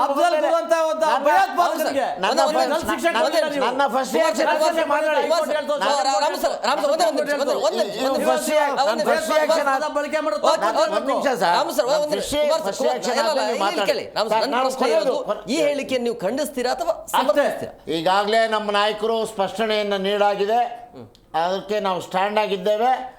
ಅದನ್ನು ಮುಂದುವರಿಸಿ ಇವರು ಅದನ್ನೂ ಬಳಕೆ ಮಾಡ್ಕೊಳ್ಳೋದಾದರೆ ನಮ್ದೇನು ತಕರಾರಿಲ್ಲ. ಒಂದು ಜೊತೆಗೆ ಇವ್ರದ್ದು ಒಂದೇ ನಿಮಿಷ ಮುಗಿಸ್ಬಿಡ್ತೀನಿ ನೋಡಿ ಸರ್. BJPಯವರು ನಾನಲ್ಲ ಹೇಳಿದ್ದು ಜುಮ್ಲಾ ಪಾರ್ಟಿ ನಮ್ದು ಅಂತ, ಅಮಿತ್ ಶಾ ಹೇಳಿದ್ದು. ಅಮಿತ್ ಶಾ ಅವ್ರು ಹೇಳಿದ್ದು ಆ ಪದಕ್ಕೂ ಈ ಭಯೋತ್ಪಾದಕನ ಬಳಕೆ ಮಾಡೋದಕ್ಕೆ ಖಂಡಿಸ್ತೀರಿ ನೀವು. ನಿಮ್ಮ ಪಕ್ಷ ಇವ್ರ ಪಕ್ಷ ಹುಟ್ಟಾಕ್ದಂತ ಮುರಳಿ ಮನೋಹರ್ ಜೋಶಿ ಅವರು ವಿಶ್ವಗುರು ಅಲ್ಲ ಈತ ಅಂತ ಹೇಳಿದ್ದಾರೆ. ಆಯ್ತು. ಅವ್ರ ಬಗ್ಗೆ ಏನ್ ಹೇಳ್ತಾರೆ ಇವರು? ನಮ್ಮನ್ನ ನಕ್ಸಲರು ಅಂತ ಅಲ್ಲ, ಕರೆದ್ರು. ವಿಶ್ವಗುರು ನಾವೇನಾದ್ರೂ ಹೇಳಿಕೆ ಬೇರೆ. ಮಾತಾಡಲ್ವಾ? ಭಯೋತ್ಪಾದಕ ಅರ್ಥನೇ ಬೇರೆ ಕೊಡುತ್ತೆ. ಕೇಳಿ, ಯಾವ್ದಕ್ಕೆ ಅದೇ ಅಲ್ವಾ ಏನ್ ಅರ್ಥ? ಮಾತಾಡ್ತಾರೆ ಅಂತ ಗೊತ್ತಿಲ್ದೆ ನೀನೇನು ಅಲ್ಲ ಅಂತ ಹೇಗೆ ಆಯ್ತು. ಕಾಂಗ್ರೆಸ್ ಇವರು ವಿದೇಶಾಂಗ ಅವ್ರಿಗೆ ನೀತಿ ಹೇಳ್ತಾರಲ್ಲ? ವಿಫಲ ಆಗಿದ್ದಕ್ಕೆ ಪಾಕಿಸ್ತಾನ ಇವತ್ತು ಹೀರೋ, ಇವ್ರು ಝೀರೋ. ನಮ್ಮ ದೇಶದ ಮರ್ಯಾದೆ ಕಳೆದ್ರು ಇವರ ಒಂದು ಸ್ಪಷ್ಟತೆ ಇಲ್ಲದೆ ಇರೋ ವಿದೇಶಾಂಗ ನೀತಿಯಿಂದ. ಇದ್ರ ಬಗ್ಗೆ ಎಲ್ಲ ಮಾತಾಡಕ್ಕಾಗಲ್ಲ ನಿಮ್ಮ ಕೈಯಲ್ಲಿ. ಮೊನ್ನೆ ಅಷ್ಟೇ ಮಹಿಳೆಯರ ಬಗ್ಗೆ ನೀವೇನೇನು ಮಾಡಿದ್ರಿ ಅನ್ನೋದು ಗೊತ್ತಿದೆ ಜನಕ್ಕೆ. ನಿಮಗೆ ಅಧಿಕಾರ ಇಲ್ಲದೆ ಇದ್ರು, ಬಹುಮತ ಇಲ್ಲದೆ ಇದ್ರು, ಕೇಂದ್ರ ಸರ್ಕಾರ ಒಂದು ಬಿಲ್ಲನ್ನು ತಂದು ಹೆಂಗೆ ಯಾಮಾರಿಸಿದ್ರಿ ಜನ ದೇಶನೆಲ್ಲ ಅಂತ ನಿಮ್ಗೆ ಗೊತ್ತಿದೆ. ನೋಡಿ, ನಾನೇನು ಹೇಳೋದ್ರ ಗೊತ್ತಾ? ಆರ್ ಅಶೋಕ್ ಅವರು ದುರಹಂಕಾರ ಅಂತ ಪದ ಬಳಸಿದ್ದಾರೆ, ಅಧಿಕಾರದ ಮದ ಅನ್ನೋ ಪದ ಬಳಸಿ. ಯಾವ ಅಧಿಕಾರ ಇದೆ ಸರ್ ಅವ್ರ ಹತ್ರ? ಅಧಿಕಾರ ಇಟ್ಕೊಂಡು ಅಹಂಕಾರ ಬಳಸ್ತಾ ಇರೋರು ಅವರು. ಓಕೆ, ಮತ್ತೊಬ್ಬರು ಬೇರೆಯವ್ರ ಬಗ್ಗೆ ಹೇಳುವಾಗ ಜೋಪಾನವಾಗಿ ಮಾತಾಡಬೇಕು. ಚಂದ್ರಬಾಬು ನಾಯ್ಡು ಅವರು ಹೇಳಿರೋ ಮಾತುಗಳಿಗೆ ಇವ್ರದ್ದೇನು ಅಭಿಪ್ರಾಯ ಅದನ್ನ ಹೇಳಿ. ರಿಷಿಕ್ ವಿವನ್ಗೌಡರು ಸರ್, ಕಾರ್ಯಕ್ರಮಕ್ಕೆ ಆತ್ಮೀಯವಾದ ಸ್ವಾಗತ. ಎಸ್ ರಿಷಿಕ್, ನಿಮ್ಮ ಹತ್ರ ಬರ್ತೀನಿ. ಯಾಕೆ ಈ ರೀತಿಯ ಇತ್ತೀಚೆಗೆ ಬರೀ ವೈಯಕ್ತಿಕವಾಗಿ ನಿಂದನೆ ಜಾಸ್ತಿ ಆಗ್ತದೆ, ರಾಜಕೀಯವಾಗಿ ಅಥವಾ ಅಭಿವೃದ್ಧಿ ಬಗ್ಗೆ ಈ ರೀತಿ ಕೆಲಸ ಕಾರ್ಯದ ಬಗ್ಗೆ ಚರ್ಚೆ ಅಂತೂ ಆಗ್ತಾ ಇಲ್ಲ, ವೈಯಕ್ತಿಕ ನಿಂದನೆಗಳು? ಸರ್, ಸನ್ಮಾನ್ಯ ಮಲ್ಲಿಕಾರ್ಜುನ್ ಖರ್ಗೆ ಅವರು ಹಿರಿಯರಿದ್ದಾರೆ. With all the due respect ಮಾತಾಡ್ತಾ ಇದ್ದೀನಿ, ಯಾರೋ ಅನ್ಯತಾ ತಿಳ್ಕೊಳ್ಳೋದು ಬೇಡ. ಇತ್ತೀಚೆಗೆ ಅದೊಂಥರ ಚಾಳಿ ಆಗಿಬಿಟ್ಟಿದೆ. ನಿಮಗೆ ಅವ್ರು ಇರೋವಂಥ ಒಂದು ಹುದ್ದೆಗೆ, ಅವ್ರ ಪೊಸಿಷನ್ಗೆ, ಅವ್ರ ಎಕ್ಸ್ಪೀರಿಯನ್ಸ್ಗೆ ಕೆಲವೊಂದು ಸತಿ ನಾವು ಹೇಳ್ತೀವಿ, ಏನಾದ್ರು ಏಜ್ ಆದಾಗ ಅರಳು ಮರಳು ಏನಾದ್ರು ಮಾತಾಡ್ತಾ ಇದ್ದಾರಾ, ಅಥವಾ ಇಲ್ಲಿ ಯಾರನ್ನೋ ಮೆಚ್ಚಕ್ಕೆ ಏನಾದ್ರು ಮಾತಾಡ್ತಾ ಇದ್ದಾರಾ, ಅಥವಾ ಕೆಲವೊಂದು ಸತಿ ಇವರ ಫೇಲ್ಯೂರ್ಗಳನ್ನ ಮುಚ್ಕೊಳ್ಳೋದಕ್ಕೋಸ್ಕರ ಆಪೋಸಿಟ್ ಅವ್ರಿಗೆ ಡೈವರ್ಟ್ ಮಾಡಬೇಕಲ್ವ, ಏನಾದ್ರು ಒಂದು ಹೇಳಿಬಿಟ್ರೆ ಅವಾಗ ಎಲ್ಲ ಆ ಕಡೆ ಹೋಗ್ಬಿಡ್ತಾರಲ್ಲ, ಆ ರೀತಿ ಏನಾದರೂ ಇವ್ರು ಮಾಡ್ತಾ ಇದ್ದಾರಾ ಟ್ಯಾಕ್ಟಿಕ್ಸ್ಗಳು? ಒಂದು ಸತಿ ತಪ್ಪು ಮಾಡ್ಬೋದು ಒಂದು ಮನುಷ್ಯ, ಎರಡು ಸತಿ ತಪ್ಪು ಮಾಡ್ಬೋದು, ರಿಪೀಟೆಡಾಗಿ ನಿಮಗೆ ಹೇಳೋದು ಕ್ಷಮೆ ಕೇಳೋದು, ಹೇಳೋದು ಕ್ಷಮೆ ಕೇಳೋದು, ಇದನ್ನು ಮಾಡ್ತಾ ಇದ್ದಾರೆ ಅಂತ ಹೇಳಿದ್ರೆ ನೀವೇನಂತ ಅರ್ಥ ಮಾಡ್ಕೋಬೇಕು? ರಾಷ್ಟ್ರೀಯ ಅಧ್ಯಕ್ಷರು ಸಾಮಾನ್ಯ ವ್ಯಕ್ತಿ ಅಲ್ಲ, ಯಾರೋ ಒಬ್ಬ ಕಾರ್ಯಕರ್ತ ಅಂತಂದರೆ ಅವನಿಗೆ ತಲೆಯೊಳಗಡೆ ಬುದ್ಧಿ ಇಲ್ಲ, ಏನೋ ಹೇಳ್ಕೊಂಡು ಹೋಗ್ತಾ ಇದ್ದಾನೆ ಅಂತ ಹೇಳ್ಬೋದು. ರಾಷ್ಟ್ರೀಯ ಅಧ್ಯಕ್ಷರೇ ಈ ಥರ ತಪ್ಪು ಮಾಡ್ತಾರೆ ಅಂತ ಹೇಳಿದ್ರೆ ಅದ್ರ ಹಿಂದೆ ಇರೋವಂಥವ್ರು ಯಾರು? ಹಾಗಾದರೆ ಅವರಿಗೆ ಬುದ್ಧಿವಾದ ಹೇಳ್ತಿರೋವಂಥವ್ರು ಯಾರು? ಹಾಗಾದರೆ ಅವ್ರನ್ನ ಮೆಚ್ಚಕ್ಕೆ ಹೇಳ್ತಾ ಇದ್ದಾರೆ ಇವರು ಅವ್ರನ್ನ ಮೆಚ್ಚಕ್ಕೆ ಹೇಳ್ತಾ ಇಲ್ಲ ಅಂತ ಹೇಳಿದ್ರೆ ಅದನ್ನು ನೋಡ್ತಿರೋವಂಥವ್ರು ಸನ್ಮಾನ್ಯ ಸೋನಿಯಾ ಗಾಂಧಿ ಮೇಡಮ್ ಅವರಾಗಲಿ, ಸನ್ಮಾನ್ಯ ರಾಹುಲ್ ಗಾಂಧಿ ಅವರಾಗಲಿ, ಅಥವಾ ಸನ್ಮಾನ್ಯ ಪ್ರಿಯಾಂಕಾ ಗಾಂಧಿ ಅವರಾಗಲಿ ಇದ್ರ ಬಗ್ಗೆ ಏನು ಕಮೆಂಟ್ಸ್ ಮಾಡಲ್ವಾ? ಚಕಾರ ಎತ್ತದಿಲ್ವಾ ನಿಮಗೆ? ಅವರು ಮೊನ್ನೆ ಏನು ಹೇಳ್ತಾರೆ, RSS ಬಗ್ಗೆ ಟೀಕೆ ಮಾಡ್ತಾರೆ. ಅದು ಯಾರಿಗೆ? ಒಂದು ಮುಸ್ಲಿಂ ಸಮಾಜದವ್ರಿಗೆ ನೀವು ಕುತ್ಕೊಂಡು ನಮಾಜ್ ಮಾಡ್ತಿರೋ ಟೈಮಲ್ಲಿ ಅದು ಇರೋದು ಒಂದು ವಿಷ ಸರ್ಪ ಥರ, ಅದನ್ನು ಏನೇನು ಆಗಬೇಕು, ಹೊಡೆದಾಕಬೇಕು, ಮತ್ತೊಂದು ಅಂತೆಲ್ಲ ಹೇಳ್ತಾರೆ. ಅಲ್ಲ ಸ್ವಾಮಿ, ಯಾರೋ ಚಿಕ್ಕ ಮಕ್ಕಳು ಆಡೋ ಹುಡುಗರು ಮಾತಾಡೋತಾರೆ, ಆದರೆ ರಾಜಕೀಯದಲ್ಲಿ ಅವನಿಗೇನು ತಲೆ ಒಳಗಡೆ ಎಕ್ಸ್ಪೀರಿಯನ್ಸ್ ಇಲ್ಲ ಅಂತ ಹೇಳ್ಬೋದು. ಒಬ್ಬ ರಾಷ್ಟ್ರೀಯ ಅಧ್ಯಕ್ಷರಾಗಿ, ಅದು ಒಂದು ಹಿಂದುಳಿದ ರಾಷ್ಟ್ರೀಯ ಅಧ್ಯಕ್ಷರು ನೀವು ಆಗಿಬಿಟ್ಟು ಈ ರೀತಿ ನೀವು ಹೇಳಬೇಕಾದ್ರೆ ನಾವು ಅದನ್ನು ಹೈಟ್ಸ್ ಆಫ್ ಸ್ಟುಪಿಡಿಟಿ ಅಂತ ಹೇಳಬೇಕಾ, ದುರಾಂಕಾರ ಅಂತ ಹೇಳಬೇಕಾ, ಅಥವಾ ಕಾಮನ್ ಸೆನ್ಸ್ ಇಲ್ಲ ಅಂತ ಹೇಳಬೇಕಾ ಇವರಿಗೆ? ಅಥವಾ ಇವರೇ ರಾಷ್ಟ್ರೀಯ ಅಧ್ಯಕ್ಷರೇ ಈ ರೀತಿ ಮಾತಾಡ್ತಾರೆ ಅಂತ ಹೇಳಿದ್ರೆ ಇನ್ನು ಅವ್ರ ಕಾರ್ಯಕರ್ತರಲ್ಲಿ ನೀವೇನು ಎಕ್ಸ್ಪೆಕ್ಟ್ ಮಾಡೋಕ್ಕಾಗುತ್ತೆ? ಅದು ಒಂದು ಸತಿ ಮಿಸ್ಟೇಕು. ಎರಡನೇ ಸತಿ ಏನು ಹೇಳ್ತಾರೆ, ಅಲ್ಲಿ ಗುಜರಾತಿಗಳೆಲ್ಲ ಏನು ಅಂತ ಒಂದು ಸತಿ ಸ್ಟೇಟ್ಮೆಂಟ್ ಮಾಡ್ತಾರೆ, ಮತ್ತೆ ಇಲ್ಲ ನಾನು ವಿಷಾದ ಹೇಳ್ತೀನಿ ಅಂತ ಹೇಳ್ತಾರೆ. ಇದು ಒಂದು 2 3 ಹೇಳ್ಕೊಂಬಂದಿರೋದಲ್ಲ, ಸತತ ಬಾರಿ ಇದನ್ನು ಹಂಗೇ ಹೇಳ್ಕೊಂಬರ್ತಾ ಇರೋವಂಥದ್ದು. ಇನ್ನು ಮೂರನೇದು, ಇವಾಗೆಲ್ಲ ನಿಮಗೆ AI ಬಂದಿದೆ, ಚಾಟ್ GPT ಬಂದಿದೆ, ಸಾಕಷ್ಟು ಸಾಫ್ಟ್ವೇರ್ಗಳು ಬಂದಿದೆ. ಯಾಕೆ ಇದನ್ನು ಹೇಳ್ತಾ ಇದ್ದೀನಿ ಅಂತ ಹೇಳಿದ್ರೆ, ಭಯೋತ್ಪಾದನೆ ಅಥವಾ ಭಯೋತ್ಪಾದಕ ಅಥವಾ ಟೆರರಿಸ್ಟ್ ಅಂತ ಆದ್ರೆ ಹೇಳಿದ್ರೆ ಅದನ್ನು ಯಾವ ಮೀನಿಂಗಲ್ಲಿ ಕಾಂಗ್ರೆಸ್ ವಕ್ತಾರರು ತಗೊಳ್ತಾರೆ? ಈಗ ಹಂಗಂದ್ರೆ ನಾನು ಲೈಟರ್ ನೋಟ್ ನಾನು ಹೇಳ್ತಾ ಇದ್ದೀನಿ, ಕಾಂಗ್ರೆಸ್ಸಲ್ಲಿ ಇರೋರೆಲ್ಲ ಭಯೋತ್ಪಾದಕರೇ, ನೀವು ತಗೊಳ್ಳಿ ಅದೇ ಮೀನಿಂಗಲ್ಲೇ. ಕಾಂಗ್ರೆಸ್ ನಾಯಕರಿಂದ ಹಿಡ್ಕೊಂಡು, ರಾಷ್ಟ್ರೀಯ ಅಧ್ಯಕ್ಷರಿಂದ ಹಿಡ್ಕೊಂಡು, ಸೋನಿಯಾ ಗಾಂಧಿ ಮೇಡಮ್ ಅವರಿಂದ ಹಿಡ್ಕೊಂಡು ನೀವೆಲ್ಲ ಭಯೋತ್ಪಾದಕರೇ, ನೀವು ಅದೇ ಆಗಲೇ ತಗೊಳ್ರಿ. ನೀವು ಭಾರತ ದೇಶಕ್ಕೆ ನೀವು ಹತ್ರ ಭಯೋತ್ಪಾದಕರಿದ್ದಾಗಲೇ ಅಂತ ನಾವು ಹೇಳೋಕ್ಕಾಗತ್ತಾ? ನೀವು ಅಷ್ಟು ಲೈಟಾಗೆ ತಗೊಳ್ತೀರಾ ಅಂತ ಹೇಳಿದ್ರೆ ನಾವು ನಾಳೆಯಿಂದ ಹೋಗ್ತಾ ಬರ್ತಾ ಹಾಗೆ ಮಾತಾಡ್ತೀವಿ. ಸನ್ಮಾನ್ಯ ಸಿದ್ದರಾಮಯ್ಯವರು ಭಯೋತ್ಪಾದಕರ ಹತ್ರ ಅಂತೀವಿ ನಾವು, ಕರ್ನಾಟಕ ರಾಜ್ಯಕ್ಕೆ ಅವರು ಒಬ್ಬರು ಟೆರರಿಸ್ಟ್ ಹತ್ರ ಅಂತೀವಿ. ಹಂಗೆ ಆ ರೀತಿ ತಗೊಳಕ್ಕಾಗತ್ತಾ? ನಾವು ಹೇಳ್ತೀವಿ ಇಲ್ಲ, ನಾವು ಸುಮ್ಮನೆ ಹೇಳಿದ್ವಿ, ಅವ್ರು ಯಾವ ಆ್ಯಂಗಲಲ್ಲಿ ಹೇಳಿದ್ರು ನಾವು ಅದೇ ಆ್ಯಂಗಲಲ್ಲಿ ಹೇಳಿದ್ವಿ ಅಂತ ಹೇಳಕ್ಕೆ ಬರುತ್ತಾ ಅದು? ಸೊ ಅವರು ಸ್ವಲ್ಪ ಯೋಚನೆ ಅಬೌಟ್ ಮಾತಾಡಬೇಕಾಗತ್ತೆ. It's not that easy. ಯಾರೋ ಒಬ್ಬರನ್ನ ಇರ್ಬೋದು, ನಿಮಗೆ ಪೊಲಿಟಿಕಲ್ ಡಿಫ್ರೆನ್ಸಸ್ 1000 ಇರ್ಬೋದು, ಆದರೆ ಅವರೊಬ್ಬರು ದೇಶದ ಪ್ರಧಾನಿ, ಅವ್ರ ಫೇಲ್ಯೂರ್ಸ್ ಇರ್ಬೋದು, ಮಾತಾಡೋಣ, ಚರ್ಚೆ ಮಾಡೋಣ. ಆದರೆ ನೀವು ಯಾವುದೋ ಒಂದು ರಾಜ್ಯದಲ್ಲಿ ಹೋಗ್ಬಿಟ್ಟು ನೀವು ಕೂತ್ಕೊಂಡು ಮಾತಾಡ್ತಾ ಹೇಳ್ತಾ ಇರಬೇಕಾದ್ರೆ ಅವರೊಬ್ಬರು ಭಯೋತ್ಪಾದಕರು ಅಂತ ನೀವು ಅಲಿಗೇಷನ್ಸ್ ಮಾಡ್ತೀರಾ ಅಂತ ಹೇಳಿದ್ರೆ ವಾಟ್ ಡಸ್ ಇಟ್ ಮೀನ್? ಈಗ ಅವರು ಕಾಂಗ್ರೆಸ್ಸಲ್ಲಿ ಇರೋವಂಥ ಯಾರೋ ಒಬ್ಬರು ಮುಖಂಡರು, ಲೀಡರ್ ಯಾರೋ ಒಬ್ರು ಅವ್ರೇನು ಹೇಳ್ತಾರೆ, ಹೆಣ್ಮಕ್ಳ ಬಗ್ಗೆ ಏನೋ ಭಾರಿ ಪ್ರೀತಿ ಇಟ್ಕೊಂಡು ಹೇಳ್ತಾ ಇದ್ರು. ಅವ್ರ ಸ್ಟೇಟ್ಮೆಂಟ್ ಏನು ಹೇಳ್ತಾರೆ ಗೊತ್ತಾ ನಿಮಗೆ? ಅಸಹ್ಯ ಆಗುತ್ತೆ ಹೇಳಕ್ಕೆ. ಯಾರಾದರೂ ಇವತ್ತಿನ ದಿವಸ ಹೆಣ್ಮಕ್ಳು ನಿಮಗೆ ರಾಜಕೀಯಕ್ಕೆ ಬರಬೇಕು ಅಂದರೆ ಹಿರಿಯರು ಇರ್ತಾರಲ್ಲ, ಸೀನಿಯರ್ ಪಾರ್ಟಿ ಲೀಡರ್ಸ್ ಬೆಡ್ರೂಮ್ಗೆ ಹೋಗಿ ಬರಬೇಕು ಅಂತ ಹೇಳ್ತಾರೆ. ಕೇಳಿಸ್ಕೊಳ್ರಿ, BJP ಅಲ್ಲ ಕಾಂಗ್ರೆಸ್ ನಾಯಕರು ಹೇಳಿರೋ ಮಾಹಿತಿ ಕೊರತೆ ಮಾತಾಡಲಿಲ್ಲ, ನೀವೇನ್ ತಿಳ್ಕೊಳ್ಳಿ. ಮಾತಾಡಿ. ಅದು ಹೇಳಿರುವಂತದ್ದು ಒಬ್ಬ ಕಾಂಗ್ರೆಸ್ ಲೀಡರ್. ಅಂದ್ರೆ ಇವ್ರು ಹೇಳ್ತಾ ಇರುವಂತದ್ದು ಈ ರೀತಿ ಇವ್ರು ಹೇಳ್ಕೊಂಡ್ ಬರ್ತಾರೆ ಅಂತ ಹೇಳಿದ್ರೆ ಕಾಂಗ್ರೆಸ್ನವರು ಅವರ ಮನಸ್ಥಿತಿ ಯಾವ ರೀತಿ ಇದೆ. ಈಗ ತಾನೇ ಹೇಳ್ತಾ ಇದ್ರು ಪಾಕಿಸ್ತಾನ ಹಂಗೆ ಹಿಂಗೆ ಅಂತ ಅನ್ಬಿಟ್ಟದ್ದು. ಅಲ್ಲ ರೀ, ನಮಗ್ ಗೊತ್ತು ನೀವು ಕಾಂಗ್ರೆಸ್ ಅವ್ರು ಇರೋದೇ ಅವ್ರನ್ನ ಓಲೈಸಕ್ಕೆ. ಅರ್ಥ ಆಗ್ತಾ ಇದೆಯಾ? ಅದನ್ನ ಬಾಯಿ ಬಿಟ್ಬಿಟ್ಟು ಬೇರೆ ಯಾಕೆ ಹೇಳ್ತೀರಾ ನೀವು? ಅಲ್ಲ ಈಗ ಇಲ್ಲೇ ಅವ್ರು ಆಕ್ಚುಲಿ ಕ್ಷಮೆ ಕೇಳಬೇಕು ಮಾಧ್ಯಮದ ಮುಖಾಂತರ. ಅವ್ರು ಪಾಕಿಸ್ತಾನ ಬಗ್ಗೆ ಹೊಗಳ್ತಾ ಇದಾರೆ, ನಮ್ಮ ಒಂದು ವಿರೋಧ ದೇಶದ ಬಗ್ಗೆ ಅವ್ರು ಹೊಗಳ್ತಾ ಇದಾರೆ, ನಮ್ಮನ್ನ ತೆಗಳ್ತಾ ಇದಾರೆ ಅಂತ ಹೇಳಿದ್ರೆ ಅವ್ರಿಗೆ ನಾಚಿಕೆ ಆಗಬೇಕು, ಅವ್ರಿಗೆ ಕ್ಷಮೆ ಕೇಳಬೇಕು ಕಾಂಗ್ರೆಸ್ ಅವರು. ಅವ್ರಿಗೆ ನಾಚಿಕೆ ಆಗಬೇಕು ಕಾಂಗ್ರೆಸ್ ಅವ್ರಿಗೆ. ನಿಮ್ಗೆ ನಾಚಿಕೆ ಆಗಬೇಕು ಕಾಂಗ್ರೆಸ್ ಅವ್ರಿಗೆ ಇದನ್ನೆಲ್ಲ ಹೇಳ್ಬೇಕಾದ್ರೆ. ಶುರು ಮಾಡಿಲ್ಲ ರಾಮು ಸರ್, ಶುರು ಮಾಡಿಲ್ಲ. ಪಾಪ ಕಾಂಗ್ರೆಸ್ ವಕ್ತಾರರಿಗಾಗ್ಲಿ ಅಥವಾ ಕಾಂಗ್ರೆಸ್ ನಾಯಕರಿಗಾಗ್ಲಿ ಅವರ ಸ್ಥಿತಿ ಹೇಗೆಂದ್ರೆ ಯಥಾ ರಾಜ ತಥಾ ಪ್ರಜೆ ಅನ್ನೋ ರೀತಿಯಲ್ಲಿ. ಆ ರೀತಿಯಲ್ಲಿ ಅವರು ಏನು ಅವರ ಅಖಂಡ ನಾಯಕ ಖರ್ಗೆ ಅವರು ಪಾಪ ಭಯೋತ್ಪಾದಕ ಅನ್ನೋ ಪದ ಬಳಕೆ ಮಾಡಿ ಅದಕ್ಕೆ ಬೇರೆ ಥರ ವಿಶ್ಲೇಷಣೆ ಕೊಟ್ಟು ವ್ಯಾಖ್ಯಾನ ಕೊಡ್ತಕ್ಕಂಥ ಕೆಲಸಗಳು ಮಾಡೋದ್ರ ಮುಖಾಂತರವಾಗಿ ವಿಷಾದ ವ್ಯಕ್ತಪಡಿಸಿ ಅಂತ ಕ್ಷಮೆ ಕೇಳುವಂಥದ್ದು ಇವೆಲ್ಲ ಆಗ್ತಕ್ಕಂಥದ್ದು ನಾನು ಒಪ್ಪೋದಿಲ್ಲ. ಆಮೇಲೆ ಇನ್ನೊಂದು ನಮ್ಮ ಕಾಂಗ್ರೆಸ್ ವಕ್ತಾರರು ಹೇಳ್ತಾ ಇದ್ರು ಮೀಸಲು ಕ್ಷೇತ್ರದಲ್ಲಿ ಅವ್ರಿಗೆ ಅವಕಾಶ ಇತ್ತು ನಿಂತ್ಬಿಟ್ರು ಅಂತ. ಬಾಬಾ ಸಾಹೇಬರು ಮೀಸಲಾತಿ ಕೊಟ್ಟಿದ್ದು ಕೇವಲ 10 ವರ್ಷಕ್ಕೆ ರಾಜಕೀಯ ಮೀಸಲಾತಿ. 10 ವರ್ಷದಲ್ಲಿ ಮೀಸಲಾತಿ ಅಂತ್ಯ ಆಗಲಿ ಸಾಕು, ಈ ಸಮಾಜ ಮೇಲೆ ಬರ್ತದೆ ಅಂತ. ಆದ್ರೆ ಅಂಬೇಡ್ಕರ್ ಅವರು ಒಂದು ಲಾಸ್ಟಲ್ಲಿ ಒಂದು ಸೆಂಟೆನ್ಸ್ ಹಾಕಿದ್ದಾರೆ. ನಾನು ಹೇಳ್ತೀನಿ, ಅದು ಬಹಳ ಇಂಪಾರ್ಟೆಂಟ್ ವಿಷಯ, ಗಂಭೀರ. ಅವ್ರು 60 ವರ್ಷ ಮೀಸಲಾತಿ ಗೆದ್ರು ಅನ್ನೋದು ಕಾರಣ ಅವರು ಬಾಬಾ ಸಾಹೇಬ್ ಅಂಬೇಡ್ಕರ್ ಅವರು ಕೊನೆಗೆ ಒಂದು ಪದ ಬಳಸ್ತಾರೆ, ಎಲ್ಲಿವರೆಗೂ ಅಸ್ಪೃಶ್ಯತೆ ಇರ್ತದೆ ಅಲ್ಲಿವರೆಗೂ ಮುಂದುವರಿಸಿ ಅಂತಕ್ಕಂಥ ಮಾತನ್ನ ಹೇಳಿದ್ದಾರೆ. ಹಾಗಾಗಿ 10 ವರ್ಷ 2020ಗೆ ಅಂತ್ಯ ಆಯಿತು. ನರೇಂದ್ರ ಮೋದಿ ಅವರು 10 ವರ್ಷ ಎಕ್ಸ್ಟೆಂಡ್ ಮಾಡಿದ್ದಾರೆ. ಮತ್ತೆ ಫಲಾನುಭವಿಗಳು ಯಾರು? ಇವರೇ ರಿಪೀಟ್ ಇವ್ರ ಮಗಳು, ಸೊಸೆ, ಅಳಿಯ, ಮಗ, ಇದೇ ಥರನೇ. ಆದರೆ ಈ ಬಾಬಾ ಸಾಹೇಬ್ರ ಕನಸು ಕಂಡಿದ್ದೇನೋ ಮೀಸಲಾತಿ ಯಾರು ಕೊಡಬೇಕು, ಯಾರು ಸಂವಿಧಾನದಲ್ಲಿ ಅರ್ಹತೆಗಳಿದೆಯೋ ಸಂವಿಧಾನದ ಬದ್ಧವಾಗಿ ವಿಧಾನಸಭೆ ಮತ್ತು ಲೋಕಸಭೆಯಲ್ಲಿ ಪ್ರವೇಶ ಮಾಡಿ ಈ ಸಮಾಜದ ಒಂದು ಉನ್ನತವಾದಂಥ ಈ ಕೆಳ ಹಂತದಲ್ಲಿರ್ತಕ್ಕಂಥ ಸಮಾಜಕ್ಕೆ ನ್ಯಾಯ ಕೊಡ್ತೀರಾ ಅಂತ ಕೊಟ್ಟಿದ್ದು. ನೀವೇ ಪಡ್ಕೊಂಡು ತಿಂತಾ ಇದ್ದೀರಲ್ಲ, ನಿಮಗೆ ಇನ್ನೊಂದು ಅವಕಾಶನೂ ಇದೆ. ಜನರಲಲ್ಲಿ ಹೋಗ್ಬೋದು ನೀವು. ಹೋಗಿ ಮಲ್ಲಿಕಾರ್ಜುನ್ ಖರ್ಗೆ ಅವರೇ, ನೀವು ಆ 9 ಸಾರಿ MLA, 2 ಸಾರಿ ಲೋಕಸಭಾ, 1 ಸಾರಿ ರಾಜ್ಯಸಭಾ, ಹೋಗಿ ನೀವು ಜನರಲ್ಗೆ ಹೋಗಿ, ನಿಮಗೆಲ್ಲ ಅರ್ಹತೆಗಳಿದೆ. ಇಡೀ ರಾಷ್ಟ್ರದ ಎಲ್ಲಿ ಬೇಕೋ ನಿಂತ್ಕೊಂಡು ಗೆಲ್ಬೋದು. ಆದರೆ ನಾವು ಹೇಳೋದು ಖರ್ಗೆ ಅವರು ಹೋಗೋದು ಬಿಡೋದು ವಿಷಯಕ್ಕಿಂತನೂ ಕೇಂದ್ರದಲ್ಲಿ ಅದು ತೀರ್ಮಾನ ಆಗಬೇಕಾಗ್ತದೆ. ಆ ತೀರ್ಮಾನ ಯಾವಾಗ ಆಗ್ತದೆ ಆಗಿ ಕಾಯ್ತೀವಿ. ಆದರೆ ಮಲ್ಲಿಕಾರ್ಜುನ್ ಖರ್ಗೆ ಅವರು ಇಳಿ ವಯಸ್ಸಿನಲ್ಲಿ ಆ ಸೋನಿಯಾ ಗಾಂಧಿ, ರಾಹುಲ್ ಗಾಂಧಿ, ಪ್ರಿಯಾಂಕಾ ಗಾಂಧಿ ಅವ್ರನ್ನ ಓಲೈಸೋದಕ್ಕೆ, ಈ ದೇಶದ ಒಂದು ಮರ್ಯಾದೆ ತೆಗೆಯೋದಕ್ಕೆ ಭಯೋತ್ಪಾದಕ ಅಂತಕ್ಕಂಥ ಪದ ಬಳಕೆ ಮಾಡಿರ್ತಕ್ಕಂಥದ್ದನ್ನ ನಾವು ಸಮಗ್ರವಾಗಿ, ನಾನು ಅದೇ ಸಮಾಜದಿಂದ ಬಂದಿರತಕ್ಕಂಥವನು, ಮಲ್ಲಿಕಾರ್ಜುನ್ ಖರ್ಗೆ ಅವರ ಹೇಳಿಕೆಯನ್ನ ತೀವ್ರವಾಗಿ ಖಂಡಿಸ್ತಾನೆ. ಅವ್ರು ಈ ರೀತಿಯ ಹೇಳಿಕೆಗಳು ಕೊಡಬಾರ್ದು. ಚಂದ್ರಬಾಬು ನಾಯ್ಡು ಅವರು ಹೇಳಿರೋದನ್ನು ಖಂಡಿಸ್ತೀರಾ? ಯಾರು ಹೇಳಿದ್ರು ಖಂಡಿಸ್ತೀವಿ. ಚಂದ್ರಬಾಬು ನಾಯ್ಡು ಅವರು ಹೇಳಿದ್ರಲ್ಲ, ಹೌದು, ಪದಗಳು ಬಳಸಿದ್ದಾರೆ. ಇವತ್ತಿನ ಮಾತು ನಿಮ್ಮ ಮಿತ್ರ ಪಕ್ಷ ಅವರು ಅದೆಲ್ಲ ನಾನು ಕೇಳ್ತಾ ಇಲ್ಲ. ಈಗ ಇವತ್ತು ಸರ್ಕಾರದಲ್ಲಿ ಅವರು ಖರ್ಗೆ ಜೊತೆಗಾರರು ವಾಸ್ತವ ನೀವ್ಯಾಕೆ ಮಾತಾಡ್ತೀರಾ ಸರ್? ನೀವ್ಯಾಕೆ ಮಾತಾಡ್ತೀರಿ? ನಾನು ಮಾತಾಡ್ತಾ ಇರೋದು ನೀವ್ಯಾಕೆ ಮಾತಾಡ್ತೀರಿ? ಅಪ್ಪ ರಾಷ್ಟ್ರೀಯ ಅಧ್ಯಕ್ಷ, ಮಗ ರಾಜ್ಯಾಧ್ಯಕ್ಷ, ಮೊಮ್ಮಗ ಯುವಾಧ್ಯಕ್ಷ, ಅಷ್ಟೇ. ನೀವು ಅಷ್ಟಕ್ಕೆ ಸೀಮಿತ. ನೀವು ರಾಮಣ್ಣ ಅವ್ರ ಹತ್ರ ಮಾತಾಡ್ತಾ ಇದ್ದೀನಿ, ನಿಮ್ಮ ಹತ್ರ ಮಾತಾಡ್ತೀನಿ. ನಿಮ್ಮ ವಿಷಯ ಬಂದ್ರೆ ಮಾತಾಡಿ, ನಿಮ್ಮ ವಿಷಯ ಬಂದ್ರೆ ಮಾತಾಡಿ. ತಪ್ಪು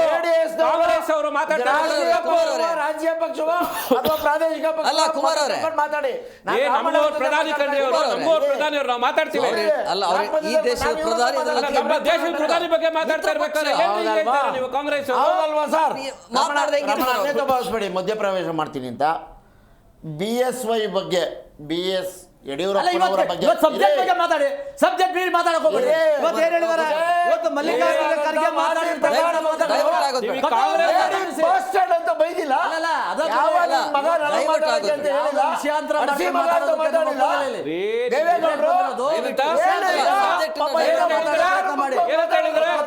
ಇಂಗ್ಲಿಷ್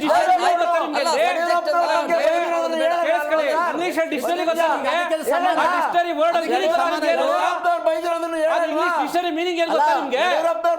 ಅಲ್ಲ, ನಿಮ್ಗೆ ಒಬ್ಬ ಟೆರರಿಸ್ಟ್ ಅಂದ್ರೆ ಏನು, ಬ್ಲಡಿ ಅಂದ್ರೆ ಏನು, ಮೀನಿಂಗ್ ಗೊತ್ತಾ? ಏನ್ ಅರ್ಥ ಆಗುತ್ತೆ? ಭಾಷಣ ಅಂದಿದ್ದಾರೆ. ಅದ್ರ meaning ಯಾವ ರೀತಿಯಲ್ಲಿ ಬರುತ್ತೆ ಅಂತ ಬಿಟ್ಟು ಕೇಳಿಸ್ಕೊಳ್ಳಿ. ಇವತ್ತು ನಿಮಗೆ ಟ್ರಂಪ್ ಈಗ ಕೇಳಿಸ್ಕೊಳ್ರಿ, ಡೊನಾಲ್ಡ್ ಟ್ರಂಪ್ ಇರಾನ್ ನ ಫಕಿಂಗ್ ಅಂತ ಹೇಳಿದ್ದಾರೆ. ಹಂಗಂದ್ರೆ ಯಾವ ರೀತಿ ತಗೋಬೇಕು ಅದನ್ನ? ಆಯ್ತು ಒಂದ್ ನಿಮಿಷ ಅಲ್ಲ, ಈ ರೀತಿ ಸಮಯ ವ್ಯರ್ಥ ಸರ್ ನೋಡಿ, ಕಾಂಗ್ರೆಸ್ ಅವರು ಅಲಿಗೇಷನ್ಸ್ ಮಾಡ್ತಾರೆ. ನಮ್ಮ ಪ್ರಧಾನಿ ಸರ್ ಅವರು, ನಾವು ಅಲಯನ್ಸ್ ಅಲ್ಲಿ ಇದ್ದೀವಿ, ನಾವು ಮಾತಾಡೋದು ಏನ್ ತಪ್ಪಿದೆ? ನಾವು ಮಾತಾಡೋದು ಏನ್ ತಪ್ಪಿದೆ? ನಾವು ಅಲಯನ್ಸ್ ಅಲ್ಲಿ ಇದ್ದೀವಿ, ನಮ್ಮ ಪ್ರಧಾನಿ ಅವರು ಇವತ್ತಿನ ದಿನದಲ್ಲಿ ಮಲ್ಲಿಕಾರ್ಜುನ ಖರ್ಗೆ ಅವರು ಮಾತಾಡಿರ್ತಕ್ಕಂಥದ್ದು ಅವ್ರ ಹಿರಿತನಕ್ಕೆ ಅದು ಉಪಯೋಗ ಬರ್ತಕ್ಕಂಥದ್ದಲ್ಲ. ಬಾಬಾ ಸಾಹೇಬ್ ಅಂಬೇಡ್ಕರ್ಗೆ ಅವಮಾನ ಮಾಡಿದ್ದು. ಆಗಲೇ ಮಾತಾಡ್ತಾ ಇದ್ರು, ಮಹಿಳಾ ಮಸೂದೆಯನ್ನು ಬಹುಮತ ಇಲ್ಲ ಅಂದ್ರು ತಂದ್ರು ಅಂತ.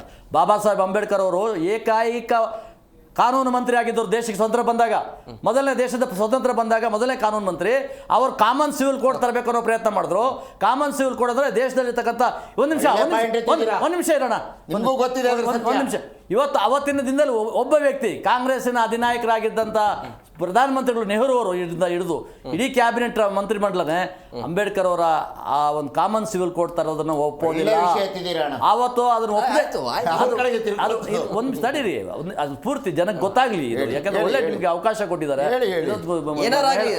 ಮಹಿಳಾ ಮೀಸಲಾತಿ ಇಂಪಾರ್ಟೆಂಟ್ ಇದೆ, ಮಾತಾಡ್ಲೇಬೇಕಾದ್ರೆ 10 ನಿಮಿಷ ಬೇಕಾದ್ರೆ ಎಕ್ಸ್ಟ್ರಾ ತಗೊಳ್ಳೋಣ. ಈಗ ನಾನು ಹೇಳೋದು, ಆವತ್ತಿನ ದಿನದಲ್ಲಿ ಬಾಬಾ ಸಾಹೇಬ್ ಅವರು ಮೊದಲು ಕಾನೂನು ಮಂತ್ರಿ ಆಗಿದ್ದಾಗ ಕಾಮನ್ ಸಿವಿಲ್ ಕೋಡ್ ತರಬೇಕು ಅನ್ನೋ ಪ್ರಯತ್ನ ಮಾಡ್ತಾರೆ.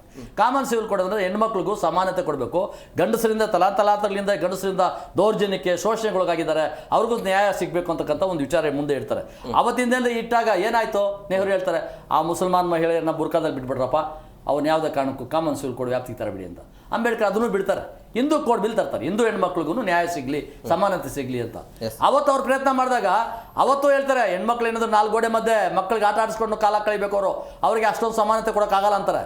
ಅವತ್ತು ಬಾಬು ರಾಜೇಂದ್ರ ಪ್ರಸಾದ್ ಅವ್ರಿಗೆ ದೂರ ಹೇಳ್ತಾರೆ ರಾಷ್ಟ್ರಪತಿಗೆ, ಹೇಳಿ ನೆಹರುಗೆ ನಾನು ಕಾನೂನು ಮಾಡದಿದ್ರೆ ನಾನೇ ಕಾನೂನು ಮಂತ್ರಿ ಇರಬೇಕು ಅಂತಾರೆ. ಆಗ ಹಂಗೆ ಅಂದಾಗ ಅವ್ರು ಹೇಳ್ತಾರೆ ಅಡ್ಜಸ್ಟ್ ಮಾಡ್ಕೊಂಡು ಹೋಗ್ಬಿಡಿ ಅಂತ. ಬಾಬಾ ಸಾಹೇಬರು ಅಡ್ಜಸ್ಟ್ಮೆಂಟ್ ಮಾಡಲಿಲ್ಲ. ಅವತ್ತು ಮಹಿಳೆಯರ ಸಾಮಾಜಿಕ ನ್ಯಾಯ ಮತ್ತು ಸಮಾನತೆಗಾಗಿ ತನ್ನ ಪದವಿಗೆ ಯಾವ ಹೆಣ್ಣು ಮಕ್ಕಳಿಗಾಗಿ ಕಾನೂನು ಮಾಡ್ಲಿಕ್ಕೆ ಆಗದೆ ಇರ್ತಕ್ಕಂಥ ಕಾನೂನು ಮಂತ್ರಿಯಾಗಿ ನಾನು ಒಂದು ಗಳಿಗೆ ಅಧಿಕಾರವಾಗಿರುವಂಥ ರಾಜೀನಾಮೆ ಕೊಟ್ಟಿರ್ಬೋದು. ಅದು ಬಾಬಾ ಸಾಹೇಬರು ಅವತ್ತು ಮಾಡಿದಂಥ ಪ್ರಯತ್ನ ಇವತ್ತು ಪ್ರಧಾನಿ ಮೋದಿ ಅವರು ಮಾಡಕ್ಕೆ ಕೊಟ್ಟರು. ಇವತ್ತು ಅದಕ್ಕೆ ವಿರೋಧ ಮಾಡ್ಕೊಂಡು ಕ್ಯಾಕಿ ಹಾಕೊಂಡು ಡ್ಯಾನ್ಸ್ ಮಾಡ್ತಾರೆ. ಮಹಿಳೆಯರಿಗೆ ಹೆಣ್ಮಕ್ಳು ಏನು ಬರೀ BJP ಮಹಿಳೆಯರು ಮಾತ್ರಗೇನು ಕೊಡೋದು? ಕಾಂಗ್ರೆಸ್ ಹೆಣ್ಮಕ್ಳು ಇಲ್ವಾ? ಬೇರೆ ಬೇರೆ ಪಾರ್ಟಿ ಹೆಣ್ಮಕ್ಳು ಇಲ್ವಾ? ದೇಶದ ಎಲ್ಲ ಹೆಣ್ಣು ಮಕ್ಕಳಿಗಾಗಿ ಕಾನೂನು ತರಕ್ಕೆ ಹೋದಂಥದ್ದನ್ನು ಒಪ್ಪಲಿದೆ ಅಂತ ಇಂಥ ಒಂದು ಕಾಂಗ್ರೆಸ್ ಪಕ್ಷಕ್ಕೆ ಜನ ತೀರ್ಮಾನ ತಗೊಳ್ತಾರೆ. ಮಹಿಳೆಯರು ಇಡೀ ಶಾಪ ಆಗ್ತಾರೆ. ಸರ್, ಮಹಿಳಾ ಮೀಸಲಾತಿ ರಾಜಕೀಯವಾಗಿ ಮಹಿಳೆಯರಿಗೆ ಮೀಸಲಾತಿ ಕೊಡಬೇಕು ಅಂತ ಚರ್ಚೆ ಇದ್ದಿದ್ದು 2023ರಲ್ಲೇ ಅದರ ಚರ್ಚೆ ಆಗಿ ಸಂಸತ್ನಲ್ಲಿ ರಾಜ್ಯಸಭೆಯಲ್ಲಿ ಅಂಕಿತ ಆಗಿ ರಾಷ್ಟ್ರಪತಿಗಳು ಅಂಕಿತ ಮಾಡಿಟ್ಟಿದ್ದಾರೆ. 2024 ಚುನಾವಣೆಯಲ್ಲಿ ಲಾಗು ಮಾಡಬೇಕಾಗಿದ್ದು ಯಾರು? ಅವರು ಅವತ್ತೇನು ಘೋಷಣೆ ಮಾಡಿದ್ದು?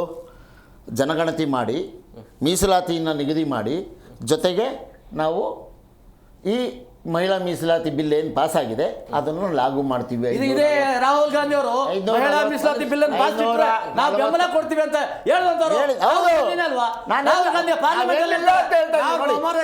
ಬಹುಮತಕ್ಕೆ ನಾವು ಬೆಂಬಲ ಕೊಡ್ತೀವಿ ಅಂದ್ರು. ಈಗ ಇವ್ರ ಪ್ರಶ್ನೆ ಏನು, 23ಕ್ಕೆ ನೀವು ಜಾರಿ ತಂದಿರಿ, 23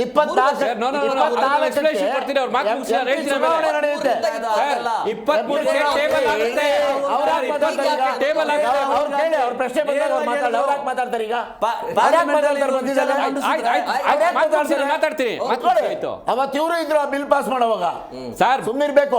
ಟೇಬಲ್ ಮಾಡಿದೀವಿ, ಬಿಲ್ ಪಾಸ್ ಮಾಡಿ ದೇಶದ ಮುಂದೆ ಎಲ್ಲ ಇದೆ, ಗೊತ್ತಿದೆ ನಮ್ಗೆ. ಮೊನ್ನೆ ಚರ್ಚೆಯಲ್ಲಿ ಎಲ್ಲ 543 ಸದಸ್ಯರುಗಳು ಚರ್ಚೆಯಲ್ಲಿ ಭಾಗವಹಿಸಿ ನಾವು 12 ಗಂಟೆ ರಾತ್ರಿ ಆದ್ರೂ ಇಲ್ಲೇ ಕೂತಿರ್ತೀವಿ. ಅವತ್ತೇನು 23ರಲ್ಲಿ ತಂದಿದ್ರು, ಅದ್ರಲ್ಲೇನಾದ್ರು ಲೋಪದೋಷ ಇದ್ರೆ ಸ್ವಲ್ಪ ಬದಲಾವಣೆ ಮಾಡಿ ತಗೊಂಡ್ಬನ್ನಿ, ನಾವು ಬಿಲ್ ಪಾಸ್ ಮಾಡ್ಕೊಡ್ತೀವಿ ಅಂತ ನಮ್ಮ ಆದಿಯಾಗಿ ಕಾಂಗ್ರೆಸ್ ಪಕ್ಷ ಆದಿಯಾಗಿ NDA ಏನು ಇಂಡಿಯಾ ಗಠಬಂಧನ್ ಜೊತೆಗೆ ಬೇರೆ ಬೇರೆ ಪಕ್ಷಗಳು ನಾವೆಲ್ಲರೂ ರಾತ್ರಿ 12 ಗಂಟೆವರೆಗೂ ಇಲ್ಲೇ ಕೂತಿರ್ತೀವಿ, ಆ ಬಿಲ್ ತನ್ನಿ ನಾವು ಪಾಸ್ ಮಾಡ್ಕೊಡ್ತೀವಿ. ಮತ್ತೆ ದೊಡ್ಡ ಸುಳ್ಳು ಯಾಕೆ ಹೇಳ್ತಾ ಇದ್ದೀರಾ ನೀವು? ಅಲ್ಲಿ ವೋಟಿಂಗ್ ಆಗಿದೆ, ಅಡ್ರೆಸ್ ಇಲ್ಲಂಗೆ ಓಡೋಗಿದ್ದೀರಾ ನೀವು. ಯಾಕೆ ಸುಳ್ಳು ಹೇಳ್ತೀರಾ ಕಾಂಗ್ರೆಸ್ ಅವರು? ಯಾಕೆ ಇಷ್ಟು ಸುಳ್ಳು ಹೇಳ್ತೀರಾ ನೀವು? ವೋಟಿಂಗ್ ಆಗಿದ ತಕ್ಷಣ ಲೋಕಸಭಾ ಸೆಷನ್ ಹುಡುಕಿದ್ರು ಒಬ್ರು ಕಾಂಗ್ರೆಸ್ MP ಇರಲಿಲ್ಲ, ಯಾಕೆ ಸುಳ್ಳು ಹೇಳ್ತೀರಾ? ಇಂಥ ಸುಳ್ಳು ಮಾಧ್ಯಮದಲ್ಲಿ ಜನ ನೋಡಿದ್ದಾರೆ, ಜನ ನೋಡಿದ್ದಾರೆ. ನೀವು ಹೇಳಿ, ಸುಳ್ಳು ಹೇಳ್ಬಿಡಿ. ಪ್ರಶ್ನೆ ಕೇಳಕ್ಕೆ ಆಯ್ತು ಹೇಳಿ, ಸುಳ್ಳು ಹೇಳ್ಬಿಡಿ. ತಗೋತಾರ ಅವರು. ಆಯ್ತು ನೀವು ಮಾತಾಡಿ, ಸುಳ್ಳು ಹೇಳ್ಬಿಡಿ. ನೀವ್ ಹೇಳ್ಕೊಳ್ಳಿ ನಿಮ್ ಸಮಯ ಬಂದಾಗ ಏನಾರು. ಆಯ್ತು ಹೇಳಿ ಸರ್. ನಮ್ ಸಮಯ ಇದ್ದಾಗ ನೀವ್ ಯಾಕೆ ಬದಿಗೆ ಬರ್ತೀರಿ? ಹೇಳಿ ಹೇಳಿ. ಅಲ್ಲಿ ಹಿರಿಯರಾದ ರಾಮಣ್ಣ ಅವ್ರು ಸುಮ್ಮನೆ ಕೂತವ್ರು, ನೀವ್ ಯಾಕ್ರಿ ಬಡ್ಕೋತೀರಿ? ಆಯ್ತು, ಅವ್ರು ಬಿಜೆಪಿ ವಕ್ತಾರ, ನಾವ್ ಎನ್ಡಿಎ ನಾವು ಸುಮ್ಮನೆ ಕೂತ್ಕೊಳ್ರಿ, ಗೊತ್ತಿದೆ. ಹೇಳಿ ಹೇಳಿ. ಮಣಿಪುರದಲ್ಲಿ ಒತ್ತುರಿತಿದೆ, ಎಷ್ಟು ಹೆಣ್ಮಕ್ಳು ಬೆತ್ತಲಾಗಿ ಸುಟ್ಟು ಕರ್ಕಲಾಗ್ಬಿಟ್ರು ಸರ್. ಒಂದು ಶಬ್ದ ಇಲ್ಲ ಇವತ್ತವರೆಗೂ 3 ವರ್ಷದಿಂದ. ಆಯ್ತಾ ಸರ್? ದೆಹಲಿಯಲ್ಲಿ ಮಹಿಳಾ ಕ್ರೀಡಾಪಟುಗಳು ರಸ್ತೆಯಲ್ಲಿ ಕೂತ್ಕೊಂಡು ಗುಳಾಡ್ಬಿಟ್ಟು ಆ ಕಡೆ ತಿರುಗು ನೋಡಲಿಲ್ಲ. ಆಯ್ತಾ ಸರ್? ಇವ್ರ ಆಪ್ತೆ, ಪ್ರಧಾನಮಂತ್ರಿಗಳ ಆಪ್ತೆ, ಇವರು ಗುಜರಾತಲ್ಲಿ ಮುಖ್ಯಮಂತ್ರಿ ಆಗಿದ್ದಾಗಲೂ ಆಪ್ತೆ ಮಧು ಕಿಶೋರ್ ಅವ್ರ ಬಗ್ಗೆ ಏನು ಸರ್ ಇವ್ರ ದ್ವೇಷ? ಅವ್ರ ಮೇಲೆ ಪ್ರಕರಣ ದಾಖಲು ಮಾಡಿಲ್ವಾಗ ಇವರು? ಏನು ರೀ ಮಹಿಳೆಯರ ಬಗ್ಗೆ ಕಳ್ಳಾಟ, ಸುಳ್ಳಾಟ, ಮೋಸ? ನೋಡಿ, ದೇವೇಗೌಡರು ಒಂದು ಸಮಯದಲ್ಲಿ ಪ್ರಾಮಾಣಿಕ ಪ್ರಯತ್ನ ಮಾಡಿದರು ಹಿಂದೆ, ಮಹಿಳಾ ಮೀಸಲಾತಿ ಕೊಡಬೇಕು ರಾಜಕೀಯವಾಗಿ. ನಾವು ಹೇಳ್ತಿದ್ದೇವೆ ಕೇಳಿ ಸರ್, ನಾವು ಇವ್ರ ಥರ ಮುಚ್ಚಿಟ್ಬಿಟ್ಟು ಮಾತಾಡೋದು, ಸುಳ್ಳುಗಳೆಲ್ಲ ಮಾತಾಡೋದು ನಮಗೆ ಗೊತ್ತಿಲ್ಲ. ನೇರವಾಗಿ ಹೇಳ್ತಿದ್ದೇನೆ, ಕಾಲ ಪಕ್ವಾಗಬೇಕು. ಈಗ 23ರಲ್ಲಿ ನಾವು ಬಿಲ್ ಪಾಸ್ ಮಾಡಿಕೊಟ್ಟಿದ್ದೇವೆ, 24ರಲ್ಲಿ ಲಾಗು ಮಾಡಿಬಿಟ್ಟು ಚುನಾವಣೆ ನಡೆಸಬೇಕಾಯಿತು. 543 ಕ್ಷೇತ್ರಕ್ಕೂ ನಡೆಸಬೇಕಾಯಿತು ಚುನಾವಣೆ, ಲಾಗು ಮಾಡಿಬಿಟ್ಟು ಮೀಸಲಾತಿನ. ಈಗ ಇವ್ರು ರಾಜಕೀಯವಾಗಿ ಬೇರೆ ನಾಟಕ ಆಡಬೇಕಾಗಿತ್ತು. 2 ರಾಜ್ಯದಲ್ಲಿ ಚುನಾವಣೆ, ಮುಖ್ಯ ರಾಜ್ಯಗಳಲ್ಲಿ ಚುನಾವಣೆ ನಡೀತಾ ಇದೆ. ಅಲ್ಲೂ ಸರ್ ಮಿಲಿಟ್ರಿ 3 ಲಕ್ಷ ಜನ ಮಿಲಿಟ್ರಿನ ಕಳಿಸಿದ್ದಾರೆ ಪಶ್ಚಿಮ ಬಂಗಾಳಕ್ಕೆ. ಮಣಿಪುರದಲ್ಲಿ ಒಬ್ಬ ಮಿಲಿಟರಿ ಪರ್ಸನ್ ಇಲ್ಲ. ಅಲ್ಲಿ ಒತ್ತುರಿತಾ ಇದೆ ಮಣಿಪುರ. ಇವರು ಡಬಲ್ ಸ್ಟ್ಯಾಂಡರ್ಡ್ ಹೇಗಿರುತ್ತೆ ಅನ್ನೋದು ಜನಕ್ಕೆ ಹೇಳ್ಬೇಕಲ್ವಾ? ಅಲ್ಲಿ ಮಹಿಳೆಯರಲ್ಲ, ಅಲ್ಲೊಬ್ರು ಮಹಿಳೆ ಮುಖ್ಯಮಂತ್ರಿ ಆಗಿದ್ರೆ ಅವರನ್ನು ಯಾವಾಗ ಹೇಳ್ಬೇಕು ಅನ್ನೋ ಬಿಜೆಪಿ ಅವರು. ಆಯ್ತಾ ಸರ್? 1 ನಿಮಿಷ. ಇವರು JDS ಅವರು ಮಹಿಳೆಯರ ಬಗ್ಗೆ ಮಹಿಳೆಯರ ಸಿಂಬಲ್ಲೇ ಇಟ್ಕೊಂಡ್ಬಿಟ್ಟಿದ್ದಾರೆ ಸರ್. ಆ ಚಿತ್ರ ಬರ್ಕೊಂಡು ನಾನೇ ಮಾತಾಡಕ್ ಬಿಡಿ, ನನಗೆ ಮಾತಾಡ್ತೀನಿ ಪ್ರಶ್ನೆಗಳಿಗೆ. ಆಯ್ತು, ನಾವು ಮಾತಾಡ್ತೀವಿ. ಆಯ್ತು, ನೀವು ಆಮೇಲೆ ಮಾತಾಡಿ ಅಂತ ಬಿಡಿ. ನನ್ನ ಟೈಮ್ ಮಾತಾಡ್ಬೇಕು ಬಿಡಿ. ಸಲವ್ ಮಾಡಿ, ಜಾಸ್ತಿ ಟೈಮ್ ಮಾತಾಡಿದ್ರೆ